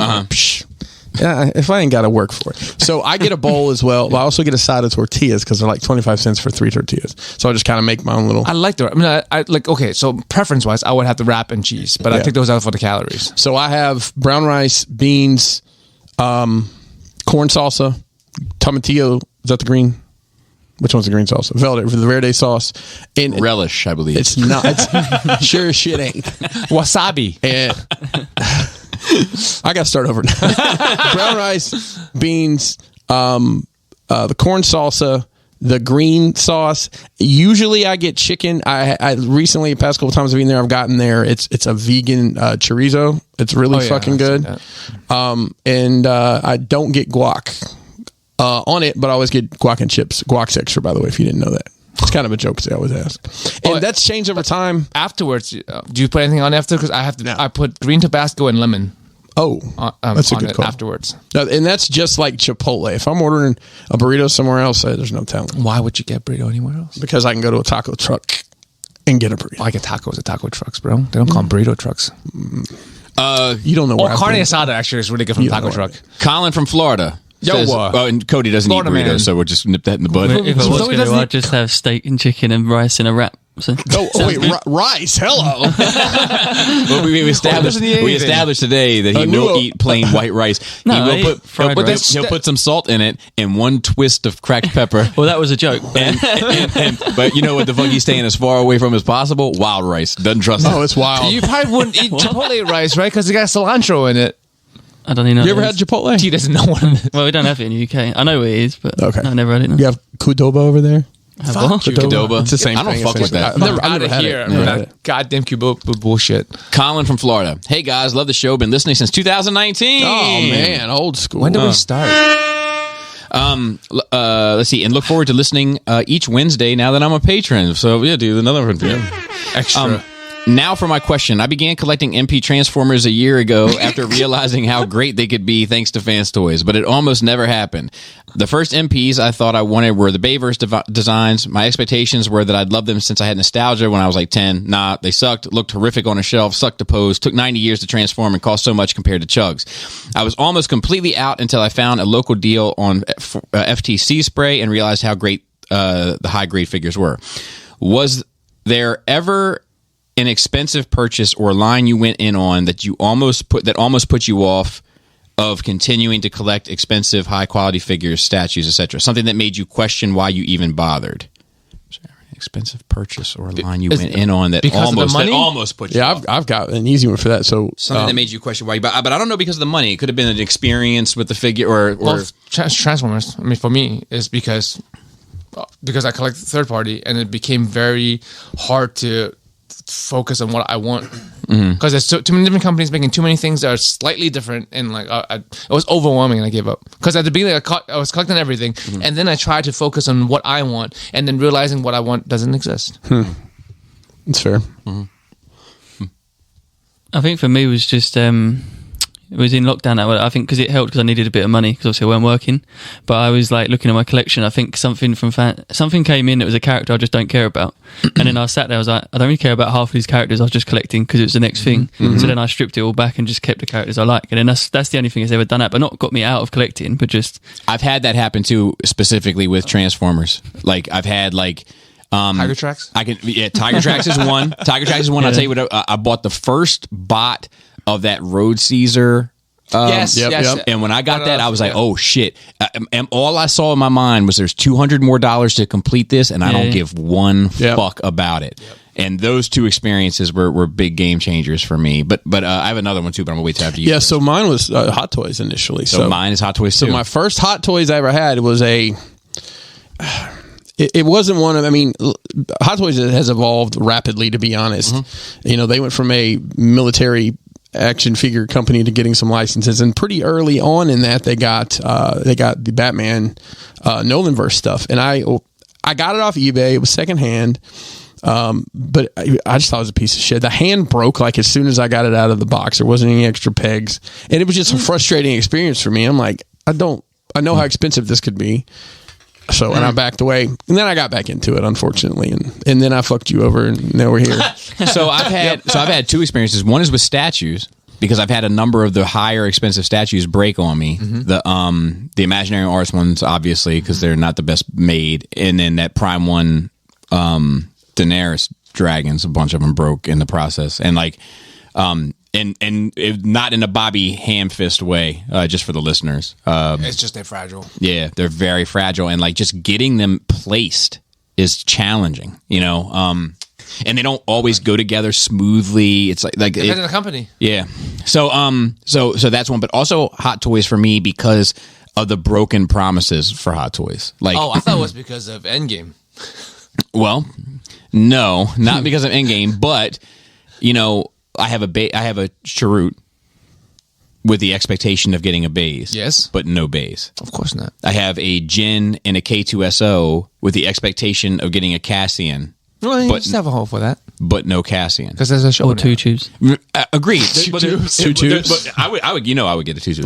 Both two tubes. I would get two tubes. All four tubes. But I would but that's it, is that like, then they showed the base. Mm-hmm. It just never came out. Yep. And like same with what Poe. Same with Poe, and then also like we finally supposedly have it coming, but the fucking Cyborg. Yeah. It's like you go in with the expectation that they're going to check all the boxes, and then they don't. They're not as much of an offender as SH Figuarts, who's just fucking awful. But like SH Figuarts teased 6 Knights of Ren. Do you know how many they produced? 0. Yeah. 0. Fucking unreal. I figured you'd be used to it because you collect MP. I have a question, Bobby. Like MP, even with like 45 companies over the years making things, you still have holes. I do, but most of them have been fulfilled. If I were to really think about like what has been revealed that was never fulfilled and a meaningful thing for me, it's easy. It's Fans Toys Trailbreaker, which looks like it's coming, and Fans Toys Blitzwing, which does not look like it's coming. Takara has a Trailbreaker. They sure do. Yeah, now they do. That shit looks like Trinidad. To me. Question for you, Bobby. Yeah. So, as you know, I'm a fan of the Mezco brand. You are. Mezco. It's been so long. There's hopefully by the end of the year, they'll have all the Justice League cast, hero cast, except for Cyborg.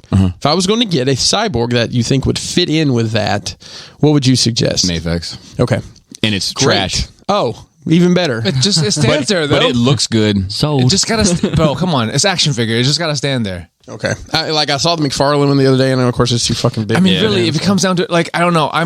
I'm personally hung up on articulation and stuff when it comes to like just Transformers or robots, because I don't collect action figure anymore. But even back when I did, I'm hung up on articulation. But at this age, I hardly play with them. Right. Really, the right thing to do would be just glue the joints. Yeah. You're right. But like I've never been able to like get past because usually I haven't done it. I haven't done it because I've been so busy this year. But like usually when I take off everything from the shelves and I dust once a year, right? And I will repose for the ones that are posed, like those and shit. Like I'll repose and then put them back. But I've started to use museum wax to hold stuff in place, you can move it, but it's going to kind of be where it is. It's the norm for like gun model kits. It's actually the norm for people who like do them, paint them, to glue them in place, because they're really, if you play with them, you're not supposed to play with them. Model kits, they're finicky. Yeah. But like I've never been able to like get over it to like I don't know. Did you finish Moon Knight? I didn't start Moon Knight. Okay. I thought you. I want to. Yeah. I know you were talking about it last time. Because I didn't want to listen to spoiler. What was your overall grade for Moon Knight and for Doctor Strange? I think Moon Knight, I gave it a B plus, And maybe. I think I gave it a C minus D plus. And I think I gave 6 out of 10 what to does that Doctor mean? Strange. Is that D? That's a D. It's a D. F for Doctor Strange. Wow. I like Iron Man 3 more. You gave Doctor Strange. Wow. I do. You hate Iron Man. Never And I think Iron Man 3 is coming. awful, but I think that Iron Man 3 is a cohesive story with meaningful changes done to characters over an arc. It's just one that I don't prefer, but at least it does the job, where I think this other thing is just a mess. Cody, have you seen Doctor Strange? Oh man, Does this speak I was just for waiting like you the to tell next me how arc much you liked of it. the universe overall? Does this speak for the next arc of the whole universe overall? No. Oh, okay. So Seth writes in, Oh, is opening my Seth? opening Joe's third eye. Oh. What's good, spell My table? brown eye. Hit him with the spoiler warning real fast. So with the end, 99. 98. So with the ending of Doctor Strange, how do you think this will affect wow. continuity in the MCU? Marvel announced they had 10 movies in the works, and what would be good additions to the new Avengers? Appreciate you dudes. Glad Joe survived COVID. Later, Nerd Ragers. It's funny, I just asked about Doctor Strange and this come up. But you said it doesn't matter. What do we want Yeah. to see? Is that Well, what with the ending of Doctor Strange, do you think this will? How do you think the ending of Doctor Strange will affect the MCU? I don't think it's going to have huge ramifications. I think it opens the door for them to pretty much do whatever they want and use this as an excuse to put it For multiverse stuff, really? just in general. Oh, where'd this guy come from? The multiverse. Okay, cool. I heard a theory that this is probably leading to a Secret Wars Yes. thing. And It's the newer Secret Wars is what they're. and fine. I mean, they got to build to something. It seems like a cheap way to do it to me. It's like you open this door, and it's like, oh, we can do anything, and then we can put it all back. Don't worry, and then we can have Secret Wars and really have this huge event, and then close the door on it and rewind. It's like it's what the kind comic of books it's do, right? but it's also what Endgame did.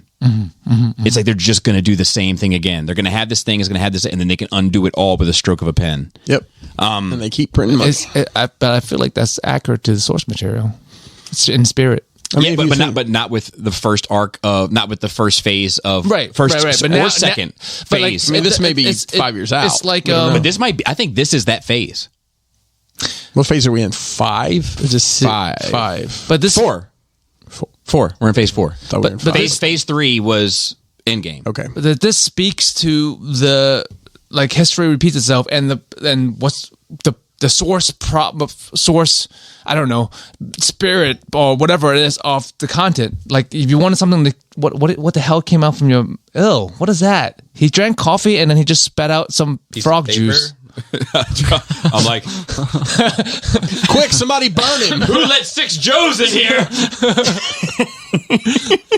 But when you want one franchise to keep going and you want big events, like you have to end it after a big event. Yeah. Otherwise, it becomes the same thing over and over. Of course, but you don't have to reset it. See, that's my thing. Is like the But I mean, I think it's the meaningful consequence of the only real meaningful consequence, I think, of Endgame is that 5 years were lost for some characters, and Iron Man died. Cap is gone. But is he? That Cap's gone. Yeah, but he also went back through time again. So I feel like there's a way to write him in. Yeah, but I he's just think he's done with it. I think it's Maybe. you saw him But- at like 80 or whatever. But you never know. In 20 years when he ain't doing shit, he might be like, maybe. But Cap again. that's my point. Is that like there's no. I think the only definitive consequence of it all, is that Iron Man died, and there's a 5-year gap for some characters. Some people are 5 year older and Yeah. younger now. Yeah. And like, whereas I feel like a lot of other phases almost have more meaningful things, and I think that you can have. Like, what do they really need to do with? I don't want to go necessarily into a deep dive on this right now, but I could list a handful of characters from phases 1, 2, and 3 that they don't really need to do anything more with. Like all of them, just about. Like most of them, I agree with you. So, like, my thing is like, have some consequences, have some deaths, and then introduce. We have a ton of characters to introduce. Like, let's just keep the ball rolling and explore new characters and more themes and everything else. And I feel like this is a lot of like. I feel like now, for some reason, I get this like impression from watching it that they're like just scared. They're scared to do something that lasts. It is because I mean it's money, first of all, and like, but it's the same reason. Like, I still enjoy the movies. I still watch the movies, but I'm definitely less invested than I used to be. But it's the same trajectory as with comic books. Eventually, I'm not going to care about these movies anymore. Just like I stopped caring about the comic books because it's the Right, but same fucking thing. I haven't had the same thing. Yeah. You know, like because I think this is what's fucked up about it. I agree with your comparison 100%. Yeah. And I think you're right. And with that being said, the comic books still have more lasting consequences. It's weird. And that's what's fucked up.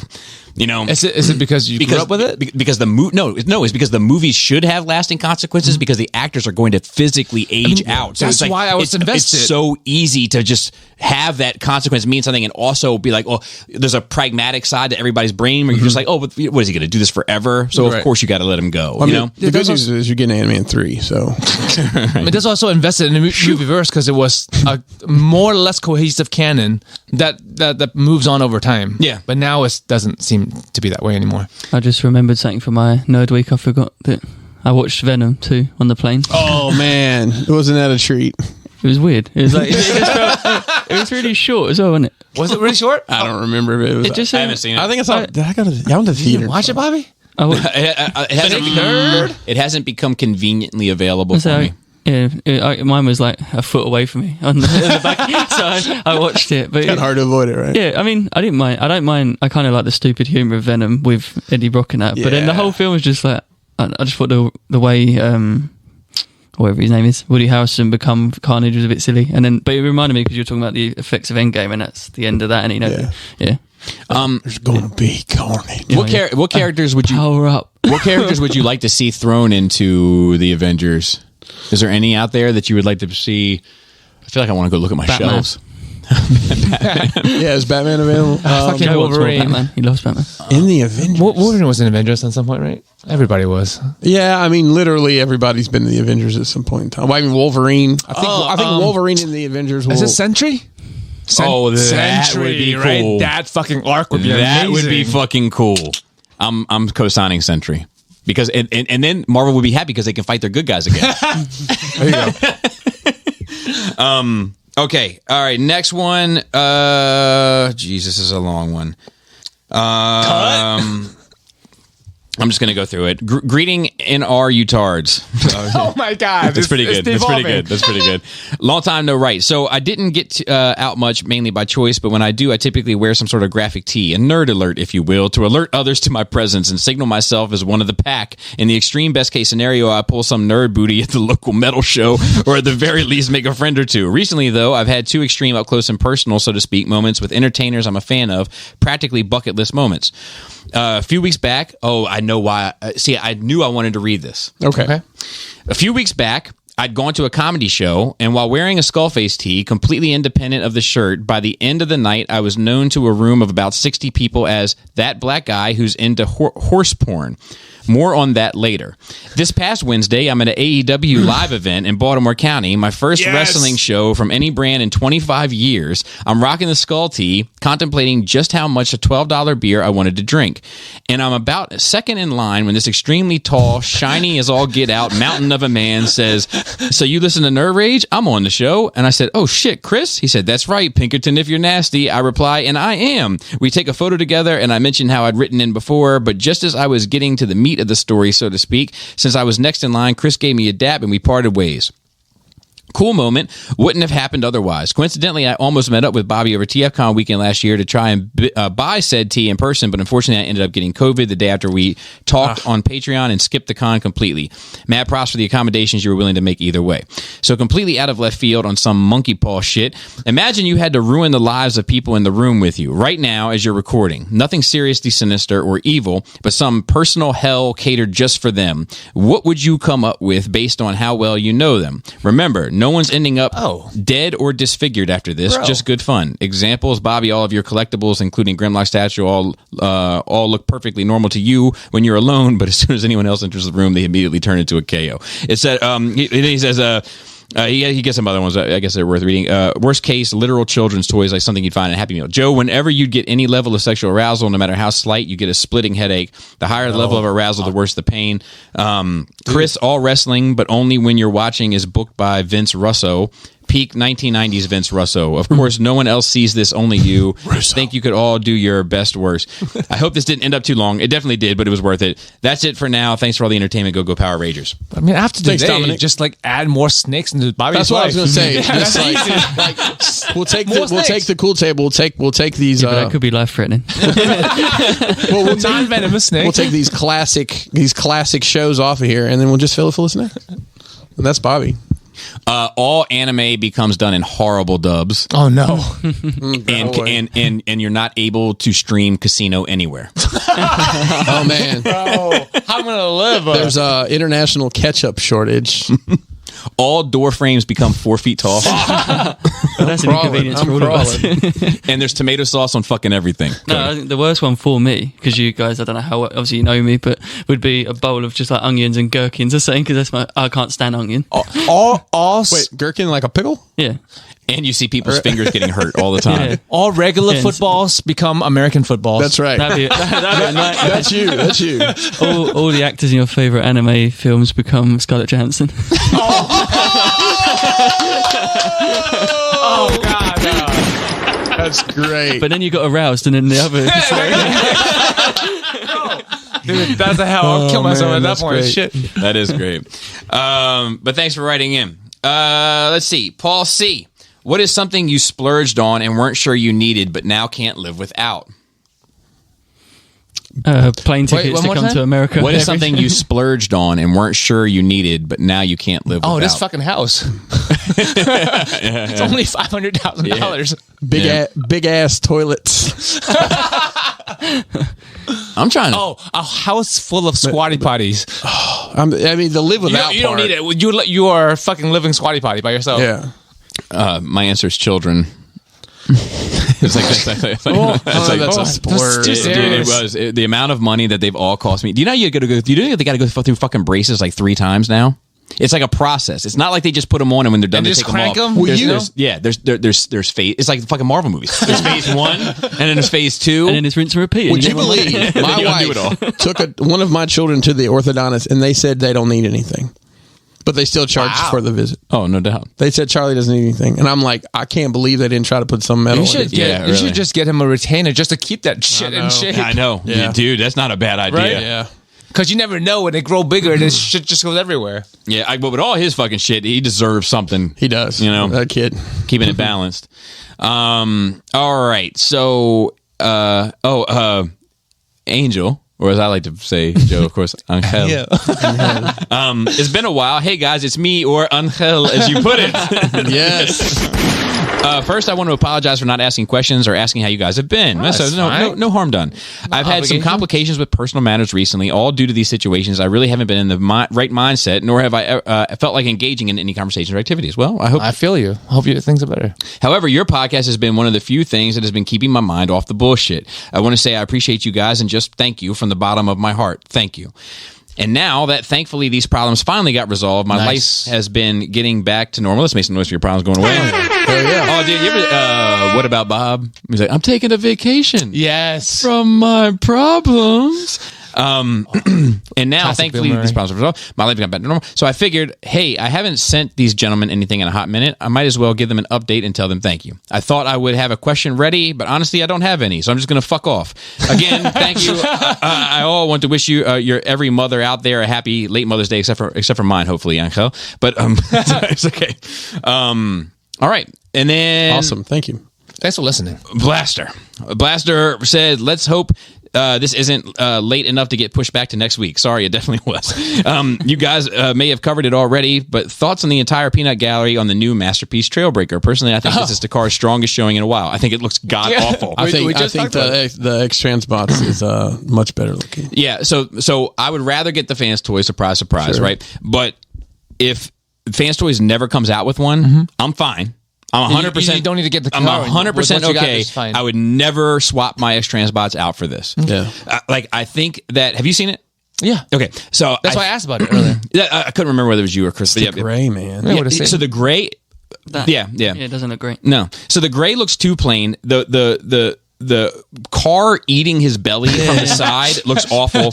Like It's not as slim as the X Transbots. the hips look disproportionately small to look like me they're from to the upper body. It looks like it's from a different figure. It's like Yeah, two. it looks like two different things. It's like me wearing skinny jeans. And then the face looks like somebody took their like thumb and index finger to the bottom of the lip and the top of the eyebrow and just went like this and smushed it all together. Like a grandma squeezing your cheek. Yeah. It's like somebody said, no, wait, look way over there. And he's like, it's like they said the head needs to be smaller and they forgot to click the aspect ratio button. They're like, all right, squish. How's this? Looks great. Send it out. Just like pose him with a hand over his eyes like he's looking real far and it'll look fine. They're like, the head needs to be smaller, and then they go with it. They're like, what the fuck is this? Like you said, the head you meant not the face. I made the face smaller. I will say that on this week's ETR, Brian Brink did a huge, very, very deep dive on all the different versions of this and showed pictures, lined it up. So check that out. Check it out. Here's another long one. We're just gonna get through it. This is from I'm gonna fuck. Why do you guys? If it's not fucking, I don't know, Chad or some shit, you're gonna have to give me the phonetics on your name. Chioki. Let me see. I'd say Chioki. Okay, Chioki. That's what you're getting. Relatively new listener here, less than a year. Well, awesome. Welcome. He's like was until you fucked my name up. And first time questioner from Canada. I've been going back at the beginning and binging old episodes. I'm on 67 as I write to get me through my workday and keeping up with the new stuff. Of course, I know. And it's super cool to see the theories and speculations and thoughts on older nerd movies since I wasn't into the internet aspect of the fandom when I was 14 or 15. Anyways, I was wondering y'all's thoughts about the theater etiquette. I feel like Endgame and No Way Home set a precedent for cheering and clapping when something big happens, and I cannot stand it. Maybe I'm being unreasonable and dramatic, but the reason I bring this up is I saw the new Doctor Strange on Friday, and you've seen the movie, you know there's a whole string of cameos. Within the scene, each character got a round of applause. Look, it's that character's name. It's who you're clapping for. And you're like, look, I know who it is. You know who that is. You're not 5 years old. Shut up and be excited while being respectful to everyone else. I get it. I was super excited for all of them. I'm a big fan of the comics and movies too, but you can be excited quietly, or at most whisper to your friends beside you. Don't shout at the screen. I paid money for this, not a live show. Performers can't hear you, etc. Just clapping just because other people are clapping. Are you guys clappers, anti-clappers, or don't care? Sorry for the long rant. Thanks for everything you guys do. You may not be top 100 podcasts in Canada. We have been from time to time, but you're top 100 podcasts in my heart, he says. I'm not sure if us listeners are legally allowed to sign off like y'all, but if so, saggy scrotums. Oh, wow. That's great. Then he says, Chioki, don't feel bad about mispronouncing. Wow. I get it all the time, and I'm always curious to see what people can come up with. All right, this is a bit of a conversation. So, all right, thoughts on cheering during a movie theater experience? I hate it. I'm antisocial. Okay, shut up. It doesn't really happen in the UK. It depends on the year, but continue. They don't really do it in England. You get the odd, like if it's a big event, but it wouldn't really bother me if it was just once. I think it has its place. So I do too. See, let me say this: privacy of your own home. Yeah. See, there's a thing. There's like, it's not a concert. So first of all, I think it's cultural. Mm-hmm. Like I think that cheering is an American thing. Mm. Like, and I think. All right then. And I'm just putting it out there because like I hear other people talk about it like oh, here comes SDCC, time for a whole bunch of Americans to scream woo every 5 minutes, you know. Right.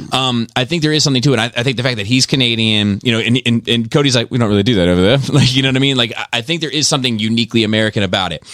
I do think it can get excessive. Mm-hmm.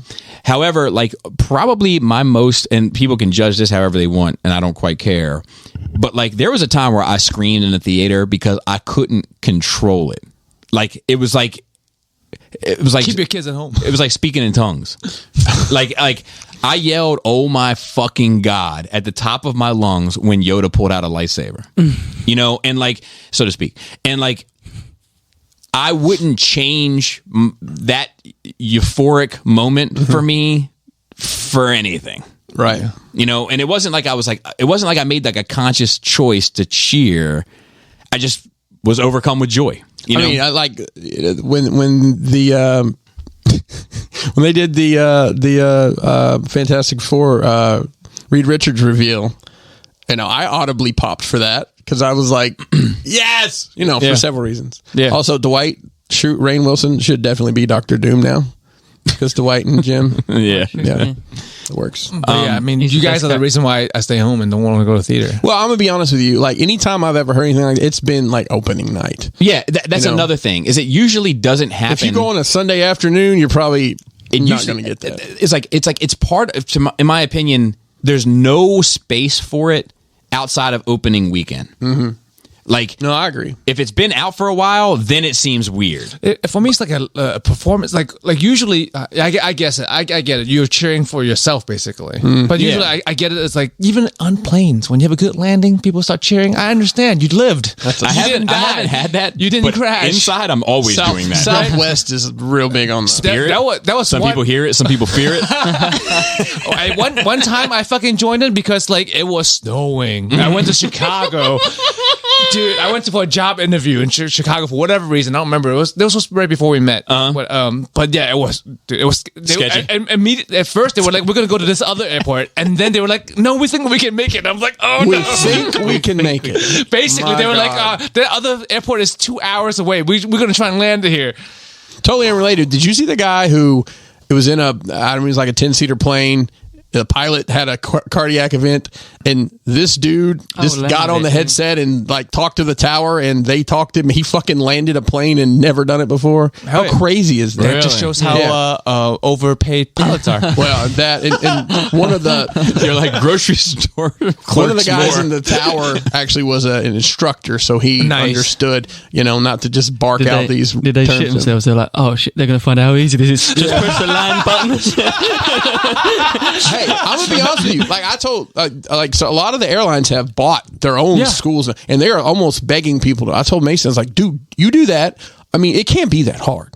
It's all It's not. computerized. I've flown before. You have to press.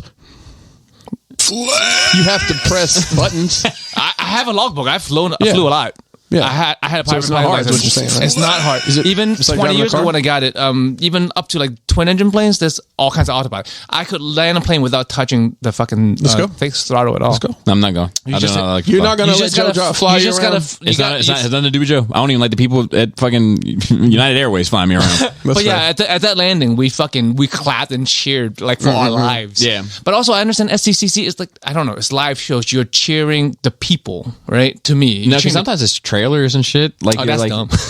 but you know what I'm saying? It's like, so like I think, The whole point is to be excited, right? yeah, And if that is how you express it, because I also think that opening night, I'm really weird about public. opening night, you also avoid the bullshit. Like, I feel like if I go to a movie, if I go to see Doctor Strange 2, which I probably would have enjoyed the bullshit. Like, I would have enjoyed people fucking around just because that show like would have rattling been popcorn. yeah, bags because and that shit. show would have been more entertaining to me than the show that I actually paid money to see. But if I went to see Doctor Strange 2 a week later, I think in my mind, there's a better chance of people fucking off in the theater and being disrespectful and being distracting to the movie theater experience than there would be on opening night.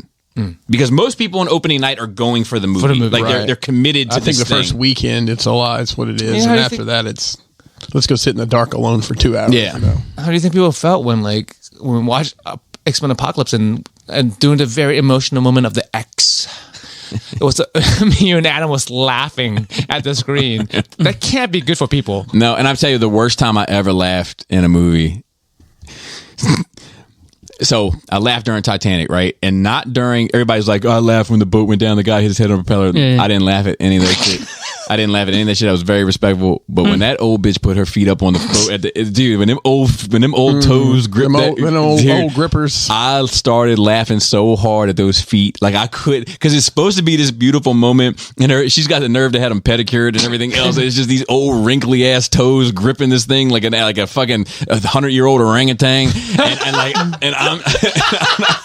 I just couldn't keep it together, man. No, I mean, I had an awful experience watching. I watched Titanic in the theater too. It was a lady openly sobbing next to me. That's probably like the 12th time she saw it. Oh my god! And I think all these cumulative life experiences is why I don't want to go to the movies. So Chiyoki comes in with a follow-up. Sorry for the second email, but I completely forgot to add that I don't... a whole other email? That I don't hate people for getting excited at the movies, but that the clapping and cheering means that I can't hear what the damn movie is saying because people won't control themselves. Definitely now hoping I didn't send 2 emails to the wrong account. Anywho, thanks. No, yeah. And I get that too. But I think that most big movies like your Star Wars, your Marvel, your DC, when they put... Even to be fair, like the Fast and the Furious and all that, like honestly, I do mean that. When they have those moments, they put a pause in because they're expecting they're hoping. But at the same time, I've had that experience where like, what the fuck did they just say? Because everybody popped for it. Sure. But you know what else I've had the experience of, to be fair, is the moment happens where they're expecting the cheer and the cheer doesn't happen. And then there's this awkward pause in the movie. Everybody's looking around. And it was, I don't want to spoil it for Joe. You mentioned Reed. Mm-hmm.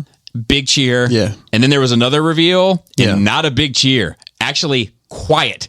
And that was awkward for me. Yeah, the quiet that represents the character being quiet. Is that the one you're talking about? I think it was quiet just because nobody gave a shit. Oh, okay. I think the last one I remember actually cheers at was recently. It was the you've all seen Spider-Man, right? Yeah. Mm-hmm. Mm-hmm. Yeah, so like obviously the Spider-Man reveals because everyone knew it was coming anyway, but it actually happened, and obviously that's quiet, that scene anyway, because he steps out, but that one actually people did cheer for that, to be fair. But yeah, and I mean it happened for us when we saw it. If the Brits got excited about it, it was a big deal. At the Come From Home, I don't say I cheer or clap, I do like emote. I rarely had those moments at home. I laugh out loud all the time, except like but there was like a couple like I'm up. Like The Office. I laugh at The Office. Justice League, but like Snyder Cut, and then Wonder Woman 84 to be fair, but like there was like during Justice League, I remember there was like some oh shit moments, All right, Rick F writes in, hello gentlemen. First, let's get this out of the way. This motherfucker. I stand with Pinkerton. Yes! Jesus. Stand with standing standards. There's more of us than you could possibly imagine. I don't stand alone. It's still my favorite. Wait till we all get in your bathroom. But I'm a weirdo. I work and only at work. At work and only at work, I start off sitting and finish standing. When standing, I feel like I'm able to get a more thorough cleaning and access. What has this show become? At home, I have a bidet, but I also shit with my pants off. I'm a big boy, so my arms don't go all the way back there easily, so I probably led to the solution I have. Anyway, now that I got that shit out of the way, hey! I thought you meant like shitting with his pants on as the other option, like not even pulled them down. I ever tell you about my buddy who went camping and took a shit for the first time in the woods? No. And to be fair, I probably would make the same mistake because I'm not an outdoorsy guy. He hit his pants. So he hit his pants. He pulled his pants down to his ankles, leaned up against the tree, and shit directly into his pants. Just underwear, like a pouch of shit. Say to him to clean it up after. He's already caught it. Dude, so I'll tell you another funny story about shitting this dude. So same dude, and this dude is funny as hell. He was dating this girl. Matter of fact, have you ever been to Baltimore Comic-Con in the last couple years, and in the back left corner, usually walking into the dealer room, there's a blonde wearing a Supergirl suit peddling gum. There's like a energy gum. That's very specific. It's like because it's like a monster gum. I don't know. And she's like handing out sticks of gum. Anyway, it's her. Why you put it out there? Yeah, he was dating her, and they were stuck in traffic, and she had to go to the bathroom, and they weren't moving. And he was on the slow lane. She got out of the car, sat next to the car, shit on the fucking ground, got back into the car, looked directly forward, and never talked about it. I like her more. That's awesome. I like her. Yeah, that's great. Bro, that's amazing. Wait, did she wipe though? No. That's why. That's the problem. But how? Yeah. What was she supposed to do? There was nowhere to. It wasn't like it was Bobby's car. There's a whole other change of clothes in there. That's true. But I'm a man of contingency. So he says, my question, I know 2 out of 3 are bald. Was that a choice or a business decision? My father was bald, and I fear I may one day too. I was curious if at the first signs of balding you shaved or held and hung on to every piece of precious real estate. Keep up the good work, and one day, Bobby, I'll show you good music, and you'll accept me as a music aficionado. So let me say this. He sends me a lot of music. Not a lot, not like excessive, but he sends me stuff to check out. I can tell from his choices that he takes music seriously. Like it's just we just aren't on the same page. But I'm like, oh no, I get this. This is good quality music. It's just not my cup of tea oftentimes. So I hold his music opinion in high regard. It's not like you shit on. Correct. Like I hate people that are like, yeah, I'm really into music too, and then send me Bloodhound Gang. I'm like, delete. I just delete them right out of my phone. But anyway, so bald. So we're both bald by choice, technically. I mean, shave. Well, by choice.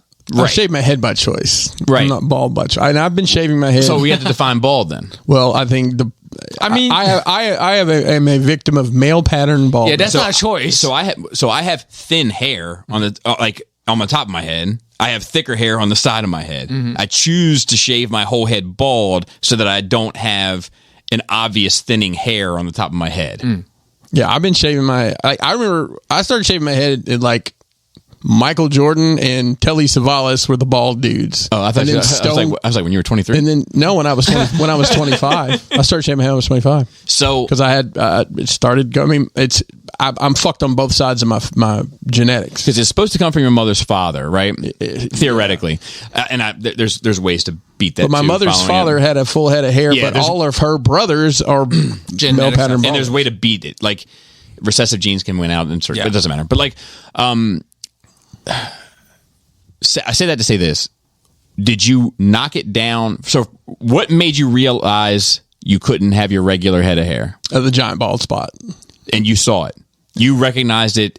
I saw it I saw it. I kept my hair short, and I had actually gotten where I was dyeing my hair blonde because I thought it was hiding it better. And then I saw a picture of me from like across a room and said, "Nope." So I mean, I went with the clippers at first, and then I'm like, all right, we all have the same story because not everybody can rock a bald head. I mean, I'll just be honest with you. There's some people that I've seen. I don't think I can. Lumpy ass peanut head. Fine with a bald head. Yeah, they have lumpy heads, or they got the. I have a lumpy head. Yeah, they got the hot dog neck. Pack of Franks. I have a lumpy head. I have a bump here. That's why I put sunglasses on it. That might be why you've got the. That's what it is. Yeah, I have a lump. So this looks awful. And then I just I felt like I was crazy one day. I'm like, fuck it, I'm going to shave my head with a razor, and there was. So I had long hair, not like you, but like shoulder length. Like Leia when the gravity hadn't given way to it. Which layer are we talking about? My baby. And just to clear up. Yeah, just to clear up. Not like the little buns. That's how he had. He had episode before. He got that episode 4 drip. So that's why he likes wearing headphones now. Shoulders was the first one to tell me. He was like, "You're losing your hair. You're losing your hair. It's time to cut it." And I was like, get the fuck out of here. My hair's thick as fuck. Because it was where I could see it. And he was like, I'm telling you, it's not. Oh, you look like Curly from the fucking Three Stooges. Yeah, probably. Curly ass hair and then a fucking bald. Yeah. But it wasn't bald. It was just thinning. And I saw a picture from the back of my head from across the room. And I was like, I gotta do something. So I shaved it down too, like to a buzzed it, and I got away with that from about the time I was 22 to about the time I was 26. And then at 26, I had to start shaving it completely. Yeah. And then I've been shaving it ever since, and I fucking hate it. Would you get your head lasered? Like off? Yeah. Yeah, I guess, but I'd rather have it lasered on. Like I miss my hair. I tell people all the time, I give an inch of my dick to get my hair back. I would trade an inch of my dick to get my hair back in a minute. I'm good. That's a lot of dick. You can get transplants, though, couldn't you? You can. Yeah, but that shit look wild as fuck, man. You look like a fucking Raggedy Ann doll. It looks a lot better than it did years ago. Like my dad got a hair transplant in like the early 90s. Wow. It's fucking horrifying. I mean, they cut the back of your head, take out the cells, and at this point, they literally, I think they do it different. I think it's microderm is what they do, but his is like they fucking drill holes in your fucking head and drop these hairs in them. Does he still have it? I mean, I guess you don't get him taken out, but he still got it. Does he shave his head now? No. Because you can only shave it once. Yeah. No, he's got a head. I'll be honest with you. Him and Joe Biden have the exact same hair because Joe Biden's had hair plugs too. It's not don't press the flex button. It's not a flex. It's just I think they have hair transplants about the same age. So so that was it. So yeah, like let me just make sure. it was a choice. It was a business decision. I mean, it was like I looked Life decision. Yeah, I mean, I think I looked 20 years younger when I shaved my head. Yeah, I mean, probably me too. I guess, but like, I hate it. Like, I hate looking at myself in the mirror. I hate it. Like, and it's all because of my hair. Like, I fucking hate it. Like, I hate we have big ass, oh wait, let me just get this right. We have big ass mirrors in our bathroom. I don't go, so like, as you know, like the shower is like immediately to the left. Yes. I don't. On my right. Right. Yeah. I don't cross that threshold. Oh, you just stay there to do everything. Yeah, like I usually I don't like to see it at all. Like, I hate it. I hate it. Capital H, big H, heavy on it. Hate. Ibuka writes in. He says, "Howdy, and our quick question for today. Wise men say to eliminate the words never and always from your vocabulary." I say that. Has there been any case where you said you would never do so and so, or that you would always such and such, and opposite turned out to be true? Thanks for the pod. Thanks for your time. So yeah, I mean, hot toys for me, is the easy one to go to. And I'll be honest, like even that was a learning curve for me because I caught so much shit about it, right? So like, but it also taught me, like, never commit, because you just don't know who you're going to be, and you don't know how you're going to see things, and Just go like fluid, like me. yeah, Wait, Bodily fluids? No, not fluid. It's frog fluids. Frog fluids. Yeah, Frogurts. Frogurts, like yogurt, but frogs. Frogurts. Dude, we are podding today. Somebody trademark Frogurt. So yeah, that's one. I mean, there's a bunch of always that I just say now. I just say often, or I try. I said I was never moving again after the last house. Yeah, I told you that was not true. Dude, I didn't finish moving in. That was the first week. That was first week. Like, look at my new house. I just moved in. You walked in and like, when you move, dude. I was like, I wasn't offended. But I was like, what are you talking about? like, this ain't it. It's already full. It's like, if you're not going to buy one more thing, you're fine. Like, you go buy a bag of Tostitos if I could call the moving truck. But I'm moving to this house. I'm never moving again. Yeah, this house. Actually, we talked about it, me and Krista. Mm-hmm. So if you move out of this house, then I'm buying this house and then selling that house. It's an upgrade because it's not at the bottom of the hill. Oh yeah, right. You got good access and you got the fire hydrant. Yes, that's true. But I'll tell you what. And you don't have the fucking neighbor that sets fire. That's true. Every fucking night. But I'll tell you what the bad is. Because we have flooding sometimes. The little people. That's not.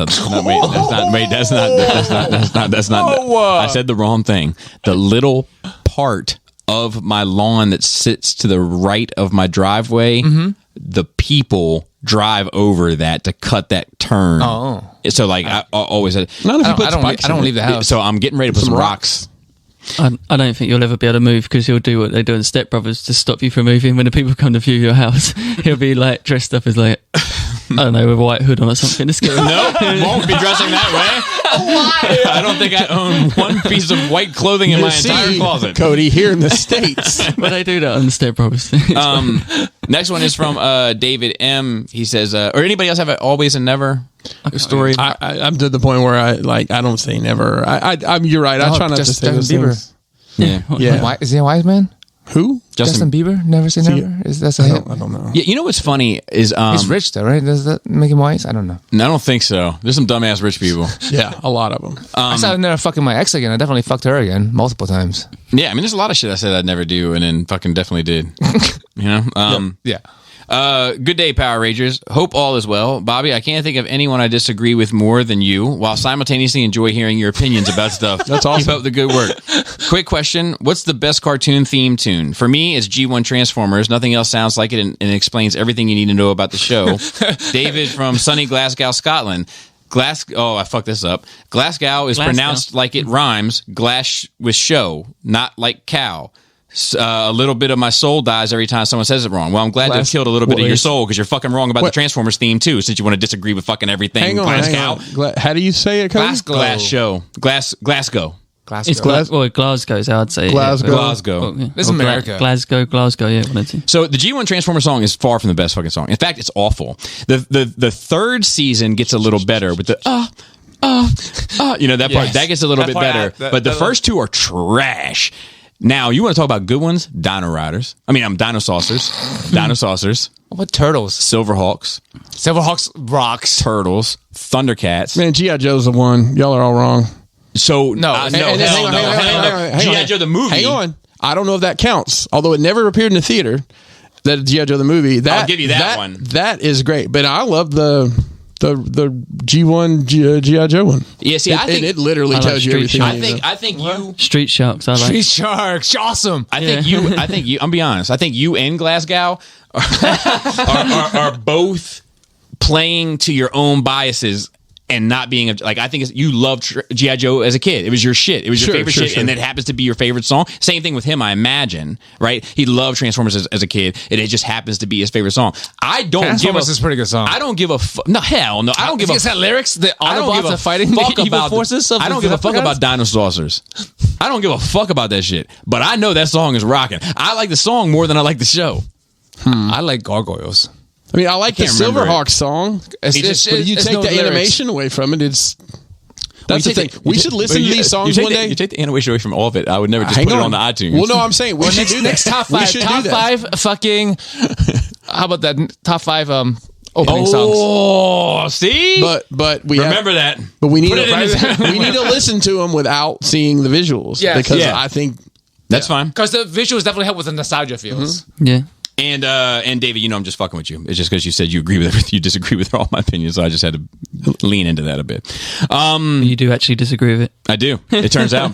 And there's like a lot that you just like the fucking combiners. There's a lot that you don't think about. There's a lot. There's dozens of opening songs. Of like Yeah. But I think, and to be fair, I think the Transformers theme songs. Season 1 is awful. Season 2 is a little bit better. Season 3 is good.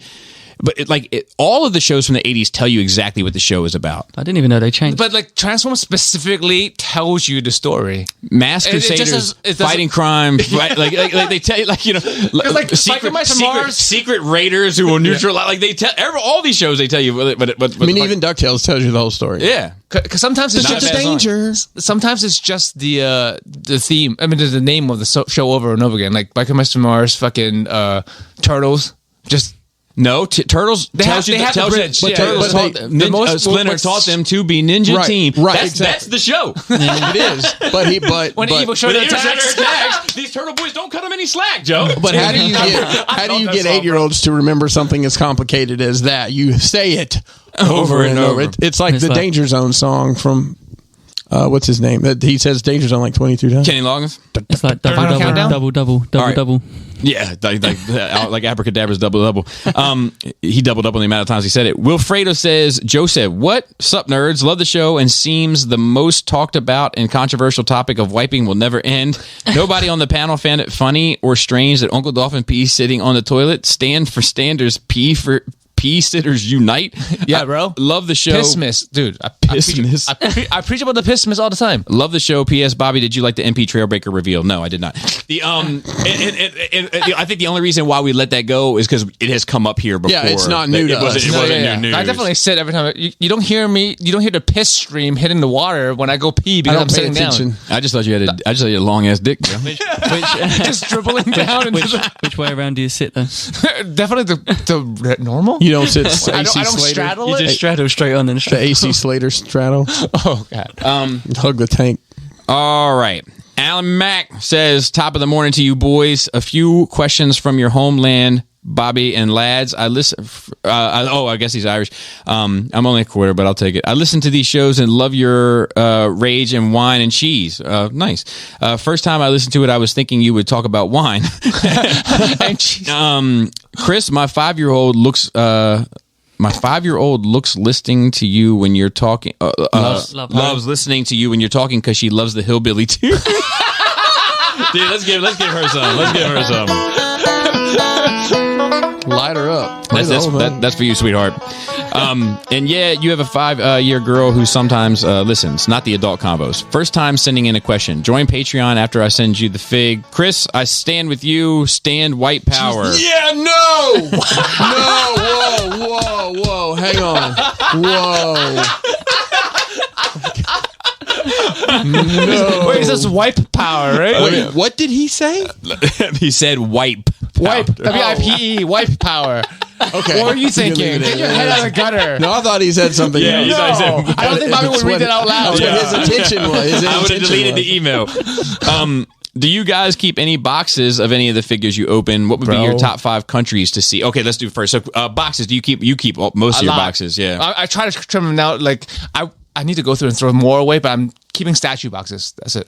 I'm trying to just keep statue boxes. Cody? I seen your room full of boxes. Well, it's not. No, I think mainly if it's Transformers, it would just be like fans' toys. Maybe I don't know why. I think I think I threw a lot there actually because my loft was getting ridiculously full. So I try not to keep them because most things I buy now I try and keep. You don't keep your video game boxes? Oh, video game. Yeah, box. they're like little. Yeah. So I didn't even consider them because they're not like cardboard. Yeah. I suppose N64 is, but yeah, there's values in the boxes for most games. Yeah. That's just, or it's a whole other thing. It's valuable. Yeah. For me, if it comes out at retail, I don't keep the box, but pretty much anything else. So I've got totes and totes and totes of Mezco boxes and, any other import stuff I've got. I don't have any Masterpiece Transformers to speak of. So You have totes of boxes with figures still in it. Oh, that's definitely true as well. So I keep the box to fans' toys, Hot Toys, Yeah, Hot Toys. Oh yeah. and statues. Yeah, we took a trip out to the dump to get rid of boxes. Yeah. I've also been on that trip to the But, weird like, dump that's inside. Action figures, all that shit, those boxes go right in the trash. Now, Like, Bobby, on say let's on a Mayfex piece that doesn't have broken hands, do you put all the extra pieces in a plastic bag Plastic and you bag. file it away? Yeah, we did that. file it is a bit of a stretch. They're in a box. They're in a bin. In the bin. The British kind of bin. What would be your top 5 countries to see / visit? And when are you coming to Ireland? So we'll go around top 5. I'm not going anywhere. You go to Japan. That's it. That's the only country you ever want to see. Yeah. Okay. Japan's actually at the top. And it's just Tokyo, not even Japan. I don't care about the rest of Japan. That's where that's I at. know. Though. I'm just saying. It's, You forgot? some people say like they want to see the country. They want to take a road trip across the country. No, because like and see shit. if I go to Japan, I would only want to go to Tokyo. Yeah. No, Like just like when I go to if like not under the current situation, but like I would love to go to Russia, but just to see Moscow. Like I don't want to go to Chernobyl and shit. You don't want to wait in Are you line? sure? I figured you would Actually, want to go to no, Chernobyl. because You don't want I'll to go fuck around right. with cancer shit. Did Like, you know? I'm scared to death of that shit. Chernobyl is actually in Ukraine. Yes, now. I actually do. I do know Yeah. that. I do know that. But I only know that from the recent events. True. I thought you knew that from watching the show. But there was no Ukraine during that show. So for me, Japan's number 1 for me as well. It's funny. I was thinking. Did you have a 2, 3, 4, and 5? Oh, sorry. Yeah. I didn't know if we were going to do top 5 here. We're going in circle. yeah. That's a good. To be fair, if you do that, it might give you more time. Okay. All right. So Japan for me, and number 1. it's funny. I totally outside of this. I was driving over here today. I was just thinking about. I really do want to go to Japan, and it's like, how many years are you going to put something off before you do it? Instead of just fucking doing it. Yeah, I put it off. Yeah, I was meant to do it for my 30th, but we weren't allowed to go. Right. So we went to New York. Yeah. Tomato. And truthfully, I've been to Canada and Mexico. I've never been out of North America. I take that back. I went to Curacao, which is in, I guess, South America. But that doesn't, I don't Curacao, he was a director, not a country. Oh, it's a key grip. Yeah, it's a key grip. Bobby. My number 1 is London. Like that's the number You one. never place. Never been. I've never been to England. Okay. I've only been to. I've been to Spain, France, and Italy, but I've only been to a couple cities. They have great Chinese food. You're gonna go get wetted up. So yeah, I want to go to London. I want to go to London. I guess it's my number 1. Like I love the way the city looks. I appreciate that I'd be able to navigate. Language wise. Like because that shit matters, man. Like when I've been. Joe, you don't even want to go to places. No. I'm saying you still know language barrier. I had a little bit of language barrier when I was in London. I had hard to understand the accent sometimes. Yeah, but who's it's talking. Like when I was in I'm trying to think. Depends which part of London you're in. Right, because some parts I couldn't understand them. When I was in Depends on what part of Alabama you're in. when I was in Spain and Italy, most of them spoke English. But when I was in France, it was hit or miss. And when I just when I was just like, hey, where what I mean? Like, what time is it?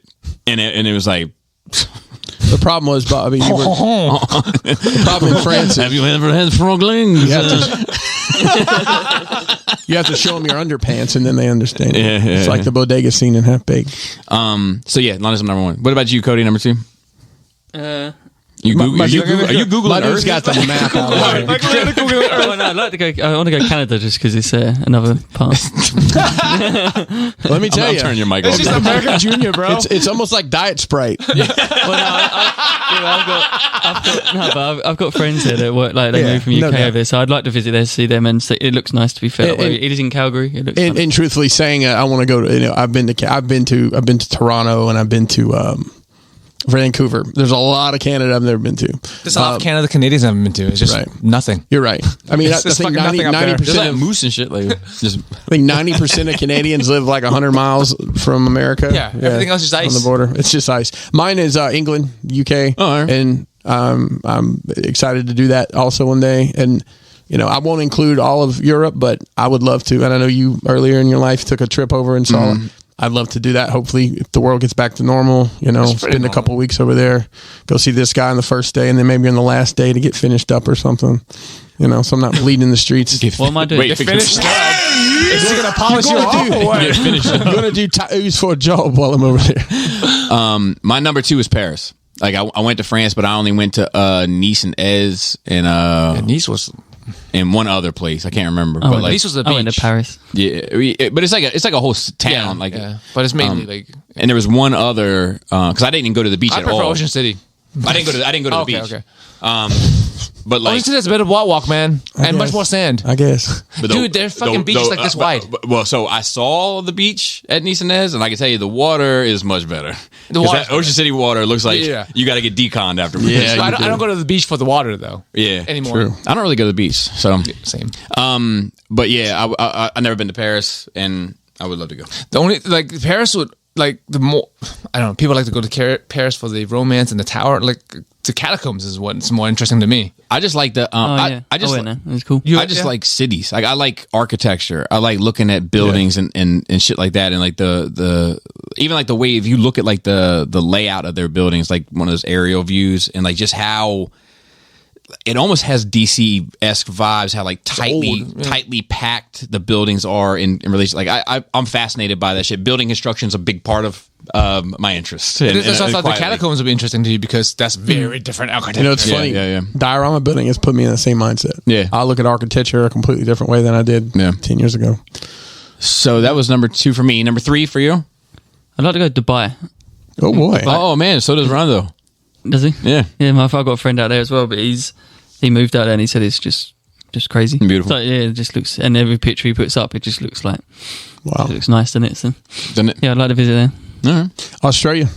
Yeah, I mean, and New Zealand, I'm going to count that as one because I think. Ooh, I don't know. They're not gonna It's be that happy with kosher that. to say that. Yeah. Well, I was like watching. Canada If you in say you America. want to go to Hong Kong and China and then call them the same thing, Hey, it will make me feel away. Don't steal my thunder. But they're on the same continent, so and obviously I don't know how often I'd get down there. So I was down there, I'd probably go to New Zealand too, make one trip out of it. But and Australia is a huge place. It's kind of like Canada. There's people here and there, but it's mostly It's nothing. all and I things think that it's like aren't meant for human it's like life. 6-hour flights. I think from one side to the other. Is that somebody? It sounded like someone. But My number 3 is Tokyo. I would love to see it. Like once again, the city, the building structure, like the. If I go to Japan, I want to go. I want to go to the temples. I want to do the whole thing. I do want to go to the cities, but definitely want to check out everything else. the baby. Oh, what's up, baby? Oh, there's the She's being shy. All right. Here she comes. So yeah, that's. I would love to go to Tokyo. I'll just like to sit here. Oh, okay. And they just brought in something for Nice. Uncle Cody. What does it say? Selena's. Llama, I thought it said Selena's lame at first. I was like, that's a bit. It's Selena's llama. and then turn it over. Yeah, it's a lot. Oh. It's cute. Nice, You didn't see it? awesome. I love it. Hey, so yeah, number 4 for you. I would like to go to Australia actually. To be fair, but yeah, Australia then actually. Okay. Yeah, Oh gosh. You want to do a walkabout? we have walkabouts in the UK. It's a little What? bar. I thought it was an Australia thing where you go to the desert and almost die. Probably like the Netherlands. I think up that the northern part of Europe. I think would be cool to check out. You've been up there before, haven't you? I was in Helsinki recently. Oh, did you see? Did you meet a devil there? No, but my friend got They're in put in Georgia. prison. My friend got put in prison for the night. Really? We was at a tow convention. He went out after, got really drunk, and he woke up in a prison cell. Oh no, he doesn't even know how he got there. Yeah, no. So when he asked the police, apparently all he'd done was they said he thought he was too drunk, so they just took him in so he was safe because it's really cold there, it's like snowing. So he actually turned out he didn't do much, but apparently he was quite mouthy. That's all they said. Well, how many that would not have ended the same way in America. No. And my number 4 is Egypt. Like I would love to see the pyramids. I feel like that there's a turmoil in that area too. So like I probably would fall back from that for a while, but I would love to see like, some of the first civilization and, Which place did you say? Egypt. Yeah. Number 5, and we'll wrap this up. Probably I would like to go to like is it like places like, because I've been to Greece, but like I want to visit more of Greece because it's just The Mediterranean area. Yeah, just any of that area that's- where it's just beautiful beaches and shit is so nice. I don't think it's safe, but I want to go to Brazil. Oh, dude, for the butts. I mean, That's why I want to go. don't trust the big button to smile. I failed miserable at that, but Yeah. I think it would be outside of that. I just think there's a lot of cool shit to see down there. Greece is my number 5. Like that's Yeah. like just the statues, architecture, the art shit. Like that's the shit I'm into. He said, hope to hear, he said, when you come to Ireland. I would love to go to Ireland too. It's just not my top 5. Don't take it personal. Hope to hear from you soon, and maybe we could all get a beer together and shoot the shit. Love going over to the U.S. because I always end up with some mad stories. One of the best ones involves Ray Park and a lot of whiskey at a strip bar. Oh, wow. Peace out. Yeah, dude, if you're ever in the area, reach out. We'll get up. Next one from Casey. Casey B says, hello, you magical motherfuckers. Wow. I'll keep this short. What is a toy line or franchise from your childhood that you would like to see a modern representation of in the current collections? For me, it's Mask. I'd love to hear all your opinions on that. Thanks again for all the content. Listening to the pods while at work is what stops me from shaking the shit out of a few people like someone else's baby. Wow. Nice. I stand with standing standards. Yes. Build a tribe. Mask is the only thing missing, ain't it? Everything else has. That's what I was going to Yeah. say. Is I don't know. Dino Riders. Dino Riders. We get this question a fair bit, but Dino Riders is probably my number 1. But if it were Mask, because this has been coming up a bit recently, I don't want the vehicles. I want, and I know, and I know that's it's just too. So if they did it in 12th scale, if they did it in 12th scale, they're just too. Even if they did it in 18th, big. it's going to be huge. It's too fucking big. Those figures are like this, and if they make the figures like this again, like then 2.5 inch figures, then the vehicles make sense. But I'm not sure how much better they'd be than the original. No, I mean, really, the figures I think could have better articulation based on like some of the Joy Toy stuff that's out there now. Yeah. But the vehicles, I mean, those are fucking rock solid. Yeah. Still, I mean, I don't know if anybody's messed with them lately, but last time a lot of the springs still hold up. Like it's crazy. But I would love to have a set of like the main cast of 6-inch figures, like well done, of the heroes. And if you're done doing dioramas, it's time to get to work. Yeah, customs. I got 2. Okay, let's hear it. Street Sharks and Biker Mice from Mars. Those are the 2, dude, bro. Because there's Biker Mice from Mars. Biker Mice from Mars is being made. I saw some toy line. There's one Street Shark figure I just found the other day made as well. It's like some special thing by like, I think it might be like Super 7 or something. It was just one. Yes, I saw one Biker Mice. Okay, but I didn't see the bike either, so I don't know. Because I fucking loved them. They're the only shows that weren't. Because I used to live on 80 show. That's how I met you guys, I guess. Because I got old videos when I was a kid from like Boots House or. Dude, you're like the only person that like remembers. Yeah, they were like enjoys Biker Mice from Mars. Yeah, and Street Shark. Yeah, the ones that were of my time was them 2, and I guess maybe Turtles, and then because Transformers was before me really, because I'm 30, so like there was this more obscure show called. The Bots Masters. That was another 90s show that would. I think that's the one. Yeah, that's not what I want them to look like. Though. That's no, with Limburger. The goldfish. Yeah, Limburger's the bad guy. The fish face. Shane G writes in, happy Friday. First off, I've been out of the Black Series game for several years, but watched as the line has progressed, and I can't lie, I lost my shit when I saw the reveal of old Dick Fingers and his band of evil hentai characters. Secondly, I went to see Doctor Strange 2, and after a few days of processing this movie, I can honestly say it's my least favorite Marvel movie. I consider myself pretty well versed in the comics, been reading them since I was a kid. My wife and I read one comic in the time that we've been together, but enjoys the movies, Doctor Strange being her favorite because she enjoyed the arc throughout the movie. At about the time that Wanda turned Reed into spaghetti, I heard her say out loud in the theater, "Fuck this shit," and walked out and sat in the car for the rest of the movie. Wow. To me, this is fascinating. She would be considered a very casual fan. When I asked her later about why she walked out, she said that this movie completely destroyed anything she ever liked about the first movie or the character of Doctor Strange. And I think that lends the point of what you guys have been talking about. There's no emotional connection to a lot of these projects. Marvel has a formula. They know how to make the money, so why change? The problem is it's been broken for a while now and has been very complacent. I think that's a good word for it. This movie should have set off a whole new chain of events. Instead, it fell flat on its face. Sometimes fan service doesn't have to be so obvious. The reveal of any version of this Illuminati should have been a big deal, and this is cannon fodder, blah, blah, blah. To care less about these characters. Saddest thing about the whole thing. Have a great weekend. Yeah, no, we agree. I'm going to go get a drink and toilet quick because I can't talk about Doctor Strange. Unless... no, it's over. Oh. Did you need a break? Well, yeah, actually go for it. All right.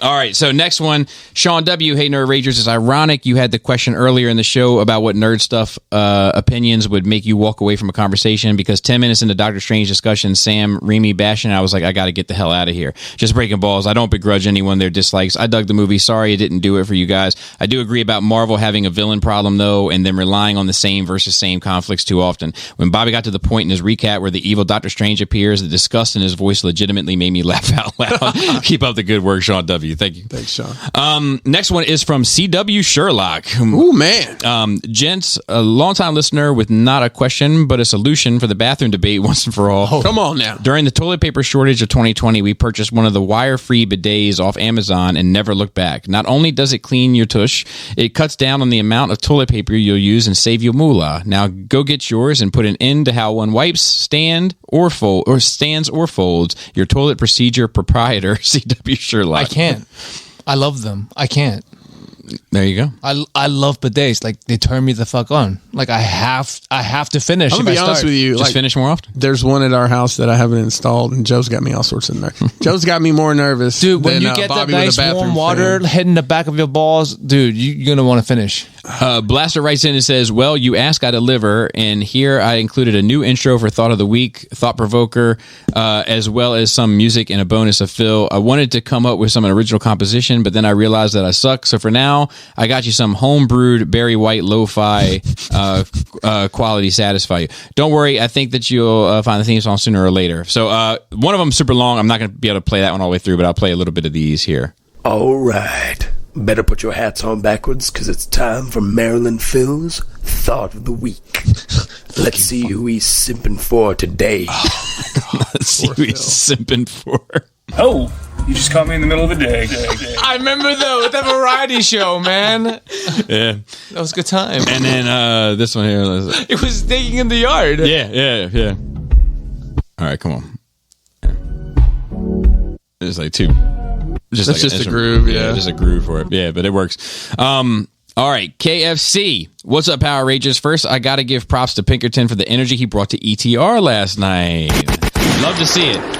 So since you guys didn't let Jeremy B ask his question about Obi-Wan last night, I'll ask it here. What can they do that will ruin this show for you? As someone who is a very casual Star Wars fan myself, I feel like one would know where this leads to, so what would ruin it? Keep up the good work, guys, and hopefully Pinkerton kept the same energy for the pod this week. Ha, ha, ha. That was last week, so. I don't know if anything could. I mean, if they change the fundamental relationship between Vader and Obi-Wan too much, I think that would bother me. Or Luke and Obi-Wan. Yeah, true. You know, but I don't know if they'll. I don't know if that's even possible. I think the only thing that'll ruin it for me is if it becomes fucking about clones and Mandalorians somehow. Yeah, and I don't. Based on the director and the fact that Filoni and what's his name, I don't trust Filoni. Don't have their hands on it. Yeah. I think I feel safer than I would if it was. Mm-hmm. I mean, don't get me wrong; those are fun romps, but they're romps mostly with characters that don't have any bearing. That one Inquisitor's egghead might kill it for me, Mr. Potato Head Inquisitor. Yeah. And then I mean, but then the fucking normal ass bitch isn't good enough for you either. Like she's been in all the promo so to shit. be fair, that's just a joke because his head, because you could tell he's got like this full head of hair that's hidden underneath it. It's like, it's just a joke. Come on, bro, shave your head. No, I like him much better than the normal, just Darlene. You know. Well, Darlene's been in all the press, like everything. It's been. She must be a big deal about it. That's what I'm saying. I think she's gonna turn or whatever, and Who knows? All right. Esteban. He writes in, my first question for you guys is about spoilers, and have you been able to dodge them? Just like with Spider-Man No Way Home, bootleg hit the internet right before Multiverse of Madness came out and spoiled most of the reveals and Wanda fight for a lot of people. Are you guys not active online enough that you dodge them easily, or would seeing that kind of stuff not affect your enjoyment of the film? So let's handle that first. I'm not in the Marvel circles at all. Same. So it never hits. I'm not at all. Star either. Wars stuff gets ruined for me. It still gets ruined for me because I'm still like I still follow these pages that I've been following, but I don't care anymore because I'm not like emotionally invested in it anymore. Yeah, I like the day of Doctor Strange. I just stayed off social media the best I could. Mason got spoiled on Twitter, I think, by somebody posted the Twitter's the Illuminati worst. scene. I'm not on Twitter. Yeah, I only go on Twitter if I need to look up something or yeah. I mean, I hear usually about celebrity something. nudes. Yeah, that's it. Yeah, you say nudes or news? Nudes. Both. Oh, both for me. Okay. Then he says, also, Joe, now that you aren't on Facebook much, are you able to stay away from One Piece spoilers? A month ago, something happened that people couldn't help spoiling for everyone before any good scanned chapters or official release came out from Shonen Jump. Shonen Jump. No, I don't get spoiled by basically anything because what I follow aren't necessarily like things I consume. Like there's ass, titties, kitties. Yeah. And 40K stuff, and like nerd stuff, as in like arts and craft, like how to build certain things, or like cosplay making. Like never about story, or because I've discovered long time ago, in the galaxy far away, there's no fandom that's a good fandom. All fandoms are toxic, and I stay away from all of it. Fair. The only thing I get from nerd stuff is at this table. Cody, what about you? I'm sorry, I'm Cody's spoilers. I think Cody's jet lag. That question was just for Joe, to be fair. Is it I was gonna nighttime? say it wasn't. I thought you said for Joe, so I can't. Lastly, after last week's conversation about Marvel Kool-Aid, does Bobby feel that going to the theater is going to be less important for Marvel films? If this is how you feel, is better to wait the 45, 90 days until this is on Disney Plus. Like it's not important to me to go to see it. It's only important to have the conversation here, really, for me. Like I don't really care. I don't really care about Doctor Strange. I don't really care about No Way Home. I don't really care about Moon Knight. I don't care about any of the Marvel shit, period, at this point. I like No Way Home. Me personally. They haven't made anything since Endgame that I've been remotely fucking interested in. That being said, I like to watch it because I like to have conversations about it here, and I also like to have conversations about the trajectory of Marvel and stuff like that, like the business picture. End of it stuff. Yeah. Surely at this point as well, anything you go to see, you're more like you're expecting almost disappointment, so you could be pleasantly surprised. Yeah, I haven't had a high expectation for any of it, with the exception of after seeing the first episode of WandaVision, I thought this might be great. Like you've enjoyed some of this stuff, right? Casually. But not that you care about any of it. I'll never watch any of it again. Yeah. And have forgotten probably most of it. If I was going to rewatch anything, it would be Falcon and the Winter Soldier. Yeah, it would be WandaVision for me. And only because that's the only one that I think might play a part in the bigger picture. Yeah. Okay, and then have a great weekend. But he's not done, Esteban. Not done at all. Second email. Hello, everyone. So a few weeks ago, you guys touched on the subject of how to bring X-Men to the MCU. The easy part is developing the characters. Teens always go through the same thing, cyberbullying, blah, blah, yeah, agreed. The hard part is the trigger that causes the entire planet to activate the X gene, which we all agree as well. I originally thought it was going to happen with everyone coming back from the snap. The Mind Stone helped and activate Wanda and Pietro's powers. It also created Vision, so wouldn't it do the same for all people? Nope. Then while watching Eternals, I thought that the Celestial was going to blow up and the cosmic pollution would get from the blast would do it. Nope. My newest theory is that it's just going to eventually happen on its own because of how many crazy things have happened since 2008. The main piece of hatred from the mutants can be that the genetic markers are similar to Thanos and people add the association to mutants. Lastly, I know this is already long. The big bad Magneto currently in the MCU, the year is 2027 because of the snap skipped 5 years. We're so far removed from World War II and the Holocaust, I feel like Magneto would need an update. Sadly, there are still genocides in the world, so Magneto can still work if he's from Rwanda in the Tutsi genocide. He could also be the Armenians or Sudanese. Do you think changing Magneto from being Jewish will affect his reception, or as long as the message from mutant supremacy is done right, it can work? That's a really tough. That's an interesting take, though. It definitely is an interesting take. They could always, and they did with Cap because he froze. He always, always, no matter when you can unfreeze him at different times, but Magneto has to be from the Holocaust. What if Holocaust? Not the Holocaust. What if that was the whole deal with Cap? Is they only unthaw? It was like Bucky, but they froze him back every time. We're gonna freeze you back. We're gonna need you again in 20 years. Thaw him out. So I think that the logical thing to do is to make it about. All right, so I'm gonna get three things. I think the logical thing to do that would be most interesting is to make it about a current thing going on. I think It's controversial. Let me finish. Yeah. And the Armenians possibly the best case scenario. I think what they'll end up doing is a fictional one. Yes. It'll be a fictional genocide of a fictional group of people. The Sokovians. Yeah, exactly. The only caveat to that is that sometimes, and this is just objective look from the outside in, not an attack, the Jewish community will not fuck around with that shit. Like if something is supposed, like if there's like a I don't know the name of it. They're like an organization that keep tabs on defamation and all that kind of It's stuff. the Jewish Defamation League. Okay, there you go. I like, not to say they would zero in on this, but I think if they did zero in on this, like, no, you're changing this character. It's important to remind people of the Holocaust. Magneto's been a part of that process, blah, blah. If they decide to dig their heels in on that, I think that could cause some tricky navigating from Marvel.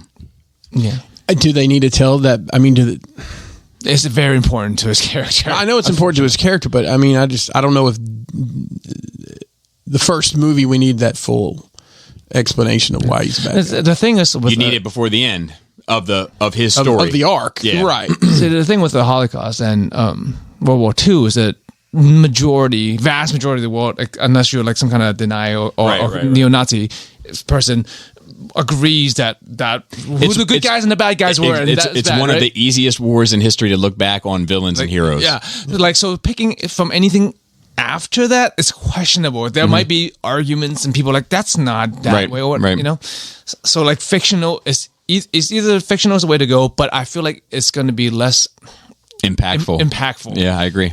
Or two, make him ageless. Something about his power makes him not aged. But then you have to have that mutant gene be retroactive. Yes. I mean, multiverse, right? Ugh. Exactly, but that's the only way to do Magneto is that he has to be like his magnetic powers make him fucking not age. But I'm also okay if mutants have been around forever and they've just been constantly in hiding. Yeah, like I'm okay with that. But like, it's much more. I don't know. You kind of shit on them, though, right? None of them rose up to fight during the Thanos era. Dude, sometimes it takes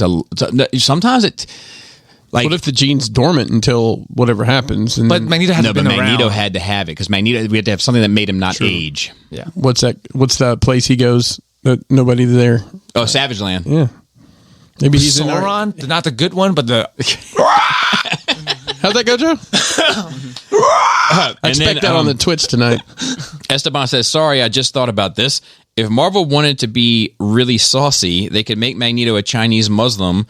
With the current erasure of those people being placed in camps and being worked until their religious identity is forgotten. I don't even know. But like Disney loved the China money, bro. Yeah, that's true too. Yeah, Disney's not going to do anything negative towards China. Nope. Yeah. Unfortunately. So with that, for the first time in a week and a half, my inbox is completely on red, which is very nice for me. I hate a notification button. Same. So I think that'll do it. I think that's it. I don't think there's anything else to talk about. Nope, I think we're good. So shout out to the rest of the Cool Table. If you listen to this podcast or have your own, as far as I'm concerned, you're part of the Cool Table as well. Shout out to the rest of the thought of the week. Thought of the week. Speaking of the Nerd Rage team. So I have it handy. Now, did someone send you this one, or did you harvest this yourself? I'm going to plead the fifth on that. Okay, fair enough. So, if you don't know what's going on here, folks, Maryland Phil handles our Twitter and our notes. Correct. And he's that guy. That guy that you were like, that guy can't exist, can he? Yeah, I know why I feel like soda so much. So, Thirsty. so there's the picture. Hello. Oh, wow. Okay. All right. Little Wanda. yeah. Oh, is that what it is? I believe so. I was blinded I by believe so. I was blinded by the light. Yes, because he replied to it and Yes. said, "This fire this fire emoji. Wanda is turning up the sexy spells for a whole new level of witchcraft." That's somebody somewhere. Phil. Goosebumps. Somebody somewhere. can't. If only they did, Joe. Somebody somewhere would buy that off a greeting card. Oh fuck. Yeah. It's great stuff. So shout out to Phil, who handles our notes and handles our Twitter. Shout out to Raul, who handles our Instagram. Shout out to Dante, who handles our Facebook. And shout out to Ricky Tiki Timber, who does our videos, and everybody else who may work behind the scenes. And with that, Flappy labius. Swinging sax. Tasty taint. tight dick player.